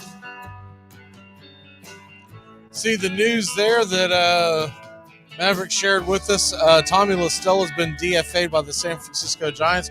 Now that to me is an interesting one. Remember, LaStella started his career in Atlanta. It would be interesting to see if Atlanta that would work perfectly for Atlanta. What they need is some depth on that bench in the infield. I would love to see them get a hold of Tommy LaStella. And in a DFA situation, wouldn't cost you much. Now the question is, can they get to claim him quickly enough? Joining us now is Mr. Doug. Doug, how are you, sir? How was your Christmas? No, it was a good Christmas. It was a good Christmas. Thank you. What'd you get into on Christmas Day? Anything? Oh, not that much. Just had to just opening presents with the family. Nothing really special. Well, we see the news that your Raiders are going to bench Derek Carr for the rest of the year is what it looks like. What say you on the bench of Derek Carr? Do you agree with it? Yeah, I understand why they're doing it. Look, it's been coming for a long time. I'm surprised that they didn't do it early in the season, but the reason they're doing it now is you got to remember his contract is year to year, not guaranteed, but there's a stipulation that if he gets hurt, they have to pay him up to $40 million more on top of what he makes for this year. So that's why they're doing it now, especially the last 2 games of the season. They don't want him hurt at all. They want him nice and pristine so they can either release him or go ahead and make some kind of trade for him. Yeah, I kind of figured that he'll be one of the guys on the scrap heap that they'll end up cutting. Depending on where they fall in the draft, they may go and try to draft a guy. They may try to bring one. You know, that team has got a lot of talent on it on the offensive side. They're really just missing an elite quarterback. And you can say that about a lot of teams. But when you consider the fact that you got Devontae Adams, you got Darren Waller, you got Josh Jacobs, you got a pretty good offensive line. You've got a couple other pieces there that a lot of teams would like to have. Yep. There's some guys that'll be out there available, but man, I'll tell you what, Jimmy G seems like a perfect fit. They've already, I'll throw this out here. It's kind of been said ad nauseum, but the reason I think it may happen is because of he was supposed to be a Raider the year he went to Tampa Bay. But I would not be shocked or surprised that after this season, if they go ahead and sway Tom Brady to come out to the Raiders. Because remember, he was supposed to be a Raider. The only reason he wasn't a Raider the year he went to Tampa Bay was because John Gruden nixed the deal. He didn't want him there. So I could see him bringing in – oh, go ahead. Something else too. If you're a recently divorced man, Las Vegas is a pretty good place to be living. Uh-huh. You know, come on now. Huh? Yeah. You're right down the Well, but what I was going to say too, along with that line, because he's got a house out here and property out here already, so I could see him coming in, and I think the plan is, if it were to be done that way, you've got the quarterback that's familiar with Daniel's system coming in. Watch them either pick up somebody in the draft that basically sits behind Brady for maybe a year or two, and that's probably how that's going to resolve itself, at least for now, anyway, with them. Yeah, I see the comment, Alan. It's not sounding like he's going to retire, and I would have thought that until about a couple of weeks, 3 or 4 weeks ago, when the divorce became final, and some of the things he's been quoted as saying recently, I just don't think he's retiring. I think what caused that I don't think he is either. Yeah, I think what caused that divorce is, I mean, I'm sure there's a lot of factors that we'll never know, but he made his wife believe that last year was his last year. And not only did he decide to come back, but he also has made it feel like that he's not done. And I do think he's definitely not coming back to Tampa. I definitely believe that. Yeah. I think that ship has sailed. Todd Bowles is not the coach that the Buccaneers hoped he would be his second time around. I think Todd Bowles is who he is. Todd Bowles is a very, very good defensive coordinator, but it doesn't seem like he can lead an entire locker room for whatever reason. Only guys sitting in that locker room would know why, but it doesn't seem like that they follow him into battle.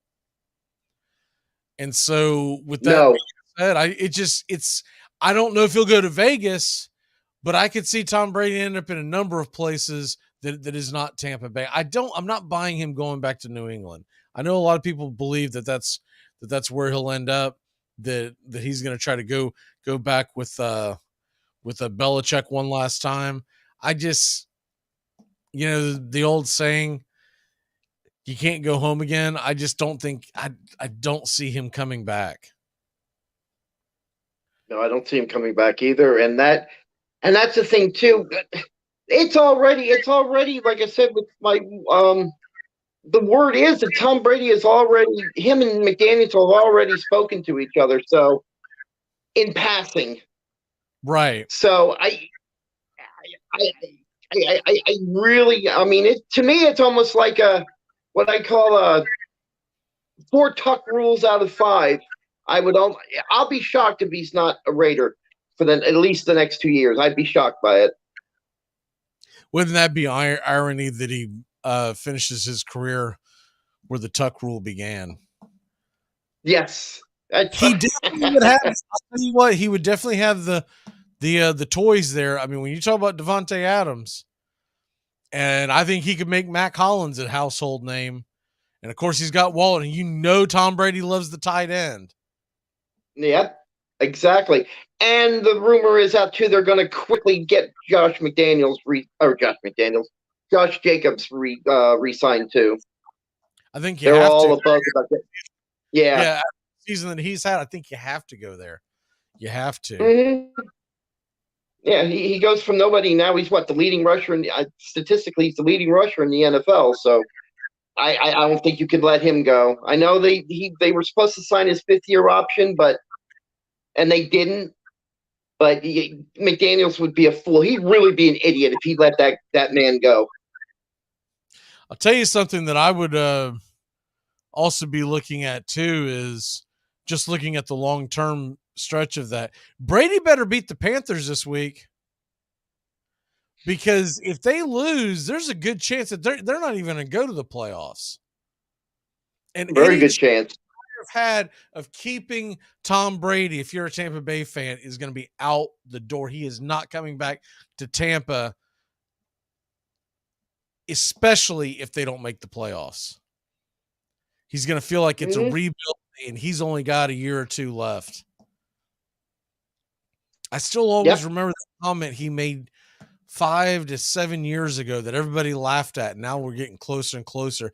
He made the comment that he thought that he might play till he was 50. And I remember at the time we were doing this show and I laughed and go, 50? You can't be 50 and play quarterback in the National Football League at that level. He's at 45 and he looks every bit as good as he did at 40. The reason why he is not doing well this year as far as wins and losses because they can't keep him upright. That offensive line is a shambles. But he gets out there and he gets to a better line, and I definitely believe that one line that is definitely better than, well, almost every line's been better than the Tampa Bay line this year because of the injuries. Now, we did see the news that their center's coming back to practice, and that is a big deal for the Bucs, but you're going to need more than that to be able to fix that line. The center, Ryan Jensen, remember he got hurt at the beginning of the year. He has actually been designated to return on the IR. He started practicing this week. It does not look like he'll be ready probably until the playoffs, but if they could make the playoffs, that's a big deal. Yes. All right, with that being said. But there's no guarantee. I mean, and a quick update, Central Florida just scored. I'm sure they'll go for 2. It's 23-13 and 2-point conversion pending. So we might get a heck of a finish in the Military Bowl, which is being played in Annapolis, Maryland. Duke was leading 23-7, and Central Florida just went down the field and scored. But they got a lot of work to get back into that one. Yeah, they do. The other thing is going into week 17, the Lions better get a W too. Because we heard all this hype about the Lions for the last several weeks. They lose one that everyone expected them to win last week, and now they're at home against the Bears. They better get the W against the Chicago Bears. That Bears defense is awful. I think Detroit will put up enough points in that game. I don't see them losing unless there's some absolute disaster that happens. But I think they can put up that defense is nothing there in Chicago. So I could see the everybody in Detroit scoring Sunday. That's going to be a high scoring game, especially for Detroit. Yeah, that game, I believe it's a 1 o'clock kickoff, and checking the line real quick on that one. The Lions 52. I believe that's the highest over under for the weekend. Mm-hmm. It is. The only one close to that Vikings Packers is 48. And yeah, that's the highest over under for the weekend. I've got a lot of shares invested in that game because I'm going to have to go Jared Goff in one league and I'm going to have to go Justin Fields in another league. So I hope it's like a pinball machine. How are you sitting in the fantasy playoffs? How many teams you got left? Let me see. I've got 2 championships. I'm in the old school league against James. And I got to play 2 tones in the trophy league on Sunday too. I got to dig deep. I've got to find some deep sleepers for Sunday because both of those guys they've got a 20-point advantage of me with the players they already have. So I got to dig deep and hope some second, third tier players like a Algier and maybe Devin Singletary again score well. I've got the quarterbacks. I just it's going to come down to what I choose and if this is the week they play well. I got to hit some bullseyes. Man, I've got a bad hand sent to me because the 2 leagues that I'm in that getting to the championship game, I got Derrick Henry in both leagues, and I just don't think they're going to play him. And even if they do, I trust he's going to play more than a quarter. So you can't start him, and it sucks, but you can't start him. I'm going to be leaning on Zonovan Knight.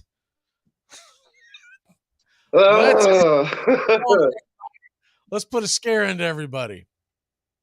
I'm glad I don't have that problem. I've got to Oh, go ahead. I'm sorry.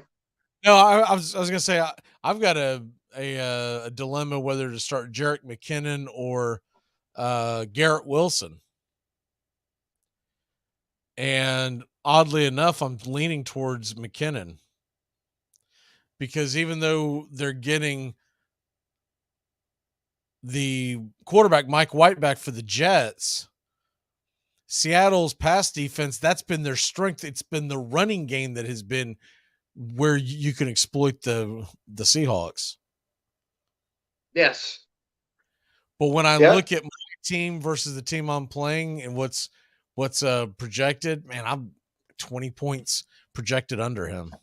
I'm gonna have to I'm having to roll some dice, man. I streamed the Giants defense. I'm hoping that I know I did too.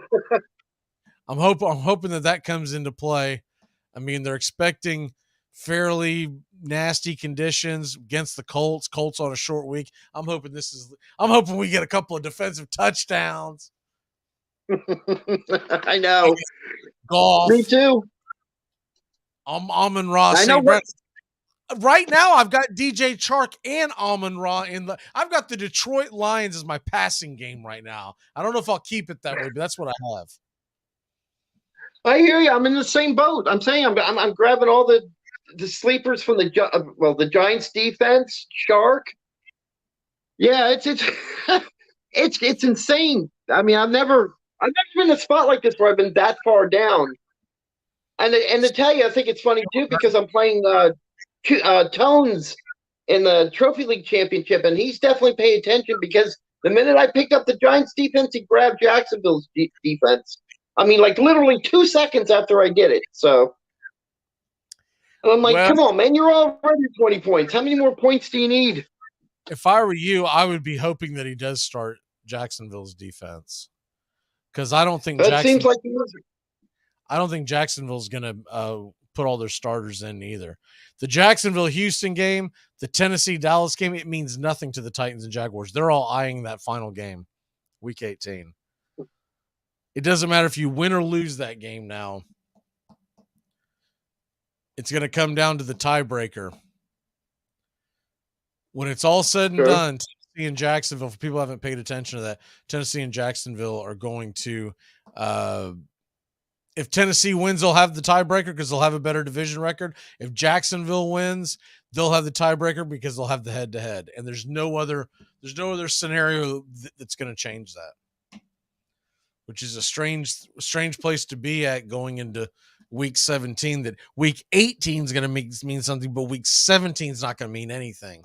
So we got to take a real quick break. When we come back, we're going to get the stupid underdog picks. We're going to get the locks of the week and much more. We'll be back in a flash, taking you all the way to the top of the hour where Farrell Coast to Coast is on the way on Sports Map Radio. Keep it locked in here on the Key and Braves Country HD wherever you may stream. After these messages, we'll be right back. I apologize for the distractions.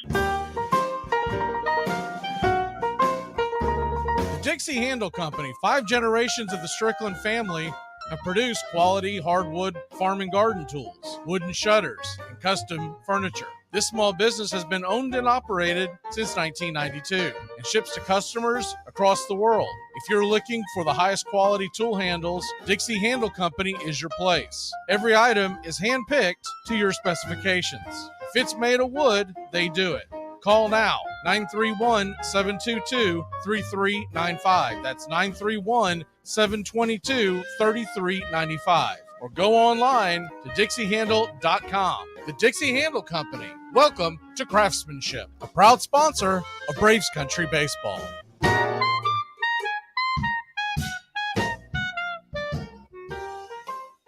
Whenever I bring home Entenmann's Little Bites muffins... Little Bites? That's right, sweetie. Can you just give Mommy a minute? I love Little Bites! I know you do, but we're doing a commercial right now, okay? Got it. As I was saying, whenever I bring home you-know-what, you-know-who gets pretty excited. And so do I. Little Bites muffins are made with real ingredients, no high-fructose corn syrup, and are baked moist and delicious. I love Little Bites! Here you go. Yes! Entenmann's Little Bites muffins. The perfect portion of happiness. Hey, Braves fans, the Armchair Quarterbacks YouTube channel are bringing you Braves baseball all season long. Hi, I'm Mac McGee, and I'll be bringing you Braves baseball play-by-play for the Braves fans out there, for all of Braves country. So pull up an armchair and join us for Braves country baseball, first pitch to last pitch, Tuesday and Friday nights, right here on the Armchair Quarterbacks YouTube channel. Welcome back to Braves country. Mac McGee and the Armchair Quarterbacks, weekdays 3 to 5 p.m., drive time on WQEE. Welcome back. We are looking at the Military Bowl real quick. Duke had a really quick 3-and-out, and Central Florida is going to get the ball back. They're down 10 with 8 minutes left. They have all three of their timeouts. A little surprised Duke did not run the ball. They've been running the ball really well, and they had a couple of incomplete passes. The next thing you know, they're giving the ball back.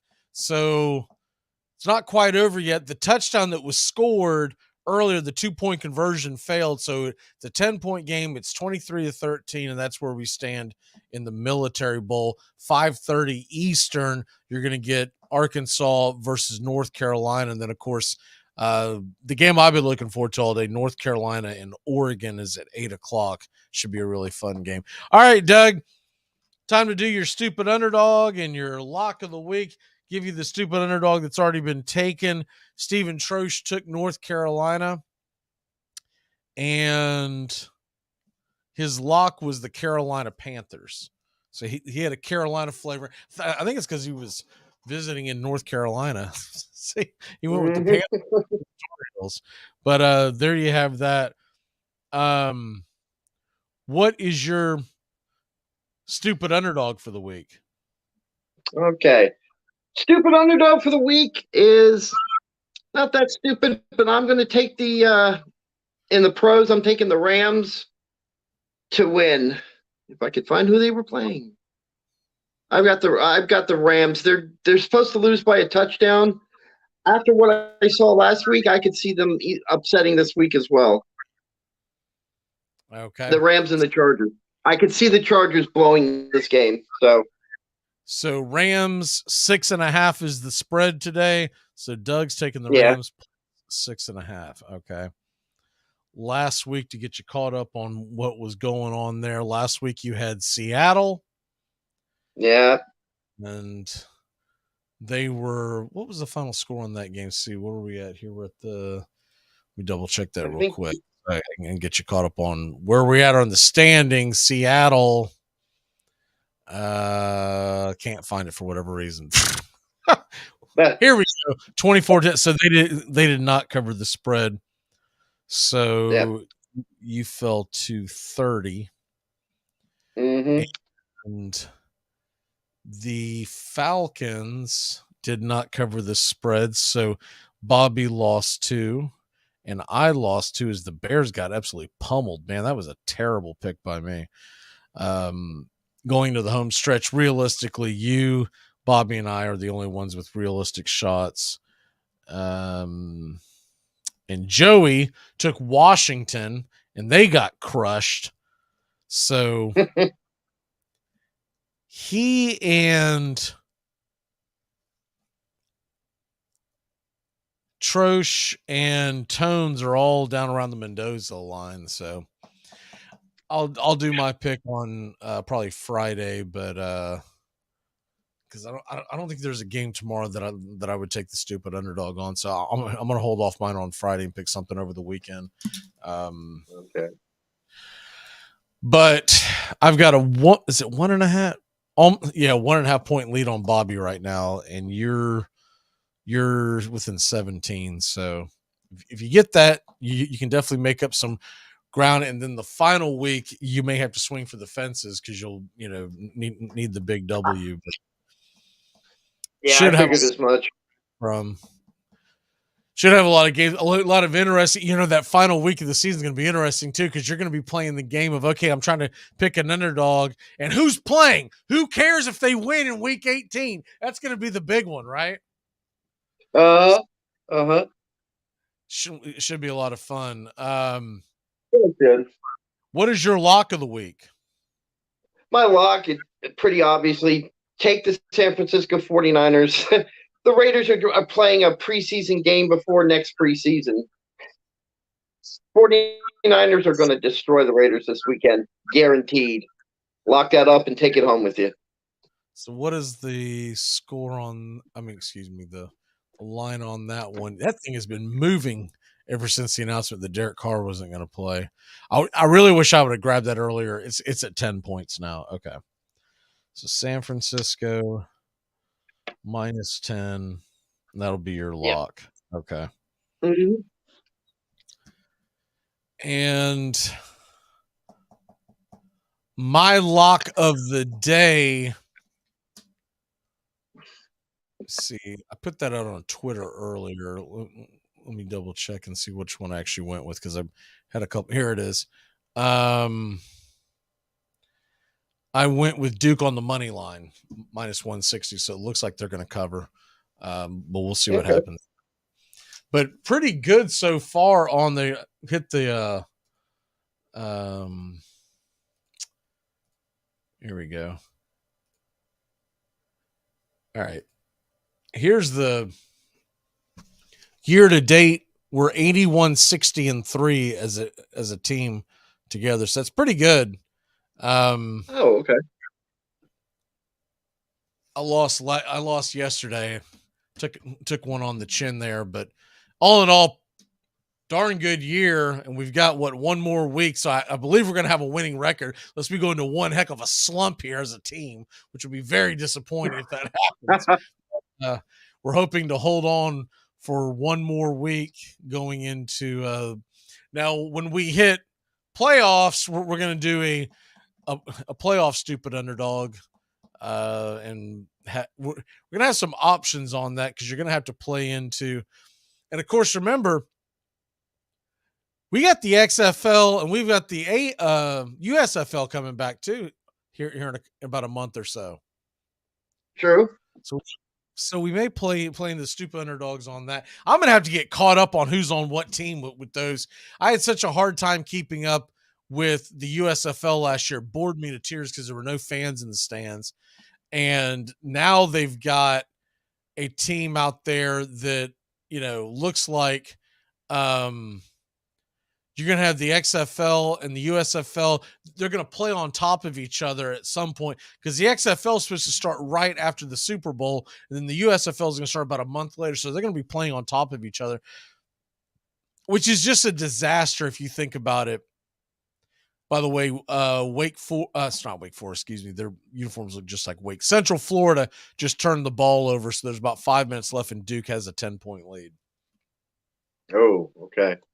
So that will probably just about put a snow cap on that one because I can't imagine that they're going to come back and do anything with that. But there you have that, and as we head towards the top of the hour, got a couple more things we want to hit on. First of all, heading into this weekend, I'm going to give you some guys. Do you trust or do you not trust going into week number 17? I did this with Steven earlier. We give you different guys. We're going to go to the quarterback position and taking into consideration where they're playing, what they have to play for, et cetera, et cetera. I'm going off the rankings from Fantasy Pros, so these are not guys that are lowly rated, but these are guys you may have to stream because maybe you have a Jalen Hurts, but you had to stream somebody, right? Mm-hmm. Do you trust Mike White going into Seattle? Yes. Do you trust Aaron Rodgers against Minnesota? No. What about Daniel Jones against the Colts? Yes. Do you trust Trevor Lawrence in Houston? Yes. I do not. I'll tell you why. I don't think he's going to play very long. Okay. And that's got to come into your thinking You put Trevor Lawrence in there, you better keep up with the tea leaves and read all the tea leaves all week long, right? And I would be, if I'm thinking about starting Trevor Lawrence, I'm reading all the Jacksonville papers to get a strong feel on whether or not it is important to them. To grand scheme of things, it's not important to win this game. But the reason why I would have a little more faith in Trevor Lawrence playing than Derrick Henry is that they're still trying to develop Trevor Lawrence, right? Mm-hmm. Would they want him to play through the entire game at Houston to give him more confidence heading in to the final week? Or does he get one nick or bruise? Does he get knocked down on his fanny once or twice and they go, that's it, pull him, let's go. And you're going, are you kidding me? I got 2 points out of him and I'm in the fantasy championship, or I played the player prop and what am I going to do? So I'm benching Derrick Henry. And I've got him in several leagues in the championship. I'm benching him across the board. I don't think he's going to play. I was going to pick up Trevor Lawrence, and I decided to pivot, and I went with Jared Goff. Tell me that's not scary, going into the fantasy championship playing Jared Goff. But you know what? But you know what? Jared Goff, I give him credit. If you look at it from a fantasy point of view and as a player, especially the last, let's say, 4 weeks, he has delivered every week. Every week you think, no, he's not going to. No, you're right. He has. It's just, it scares you considering what the perception was beginning of the year, right? Yeah, exactly. Another guy in that same situation is Geno Smith. If you got to where you're at this fantasy season, it's probably because Geno Smith carried you quite a bit. But he's playing against the Jets secondary. I can't trust him. And they've got him at number 12 on the list on Fantasy Pros this week. There's no way I would trust Gardner Minshew before I trusted Geno Smith.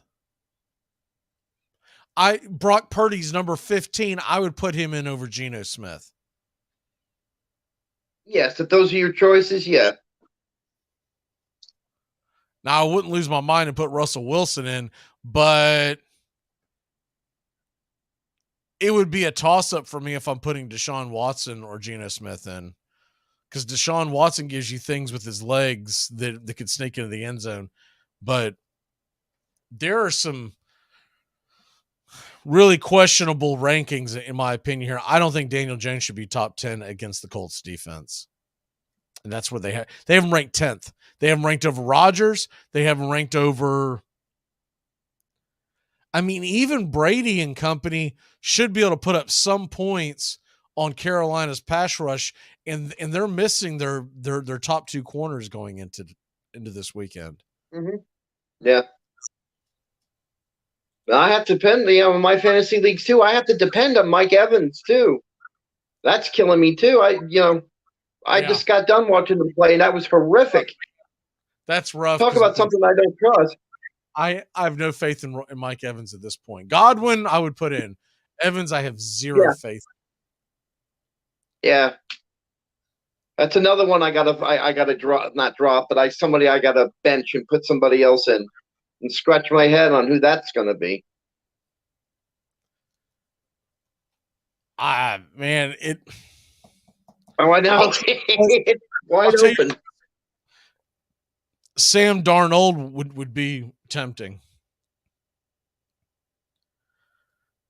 You've got Davis Mills against Jaguar, benching half their team would be tempting.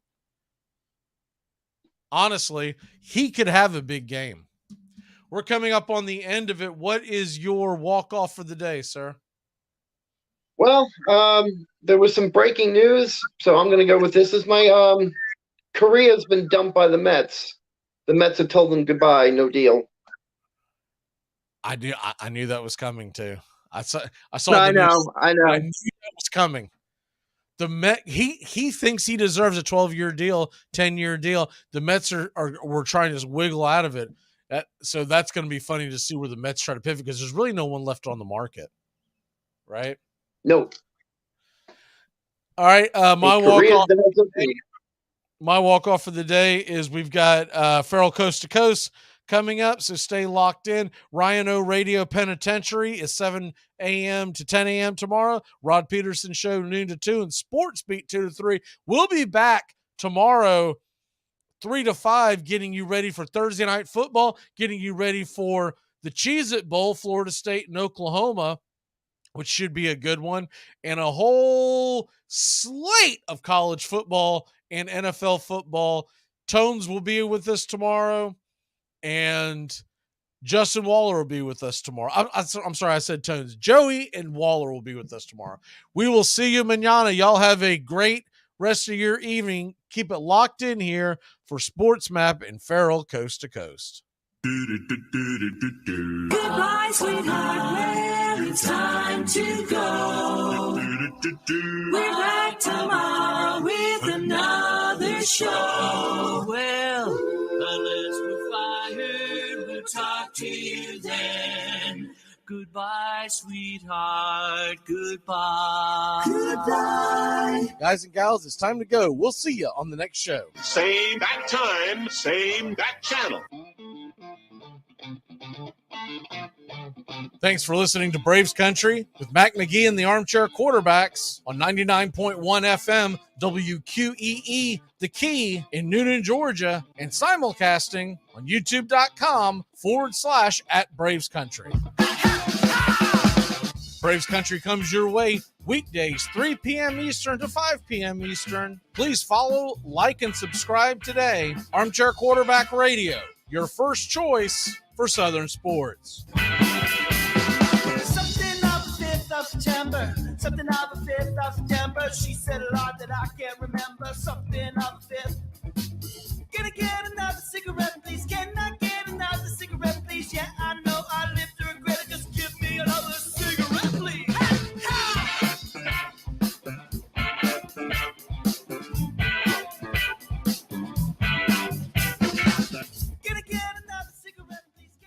You're listening to WQEE 99.1 FM, The Key in Noonan, Georgia. Are you looking for a reliable dental practice that not only cares about your teeth, but is friendly to work with? How about one that offers great deals and new patient promotions? Well, your search is over. Most Valuable Smiles in downtown Eatonton, Georgia is committed to giving you the biggest and brightest smile. Right now, get a $99 new patient special, including x-rays and exam. Maybe you're looking for veneers. Most Valuable Smiles veneer special includes one free veneer with every 5 purchased. Or get that bright white smile you've always wanted by taking advantage of an exclusive $100 off Zoom whitening treatment when you book today. And don't forget that 2022 is almost over. That means most insurance policies will reset by the new year, and to avoid losing that extra money, you need to use it or lose it. Book an appointment today with Most Valuable Smiles in downtown Eatonton to lock in these exclusive deals. Call 706-623-0318 or visit mostvaluablesmiles.com. Hey, sports fans. The Key has a brand new show. Braves Country is coming your way weekdays, 3 p.m. Eastern to 5 p.m. Eastern. Drive time on WQEE. Braves Country is a Southern sports talk show with Mac McGee and the Armchair Quarterbacks. We'll be talking the Atlanta Braves and Major League Baseball, along with everything important to sports fans in Braves Country. The SEC, ACC, Big Ten, and the National Football League, and the big sports news of the day. That's Braves Country with Mac McGee and the Armchair Quarterbacks. Weekdays, 3 p.m. to 5 p.m. right here on WQEE, The Key, 99.1 FM, and simulcasting on youtube.com/@Braves Country. Dixie Handle Company, 5 generations of the Strickland family have produced quality hardwood farm and garden tools, wooden shutters, and custom furniture. If you're looking for the highest quality tool handles, Dixie Handle Company is your place. Every item is hand-picked to your specifications. If it's made of wood, they do it. Call now, 931-722-3395, or go online to dixiehandle.com. The Dixie Handle Company. Welcome to craftsmanship.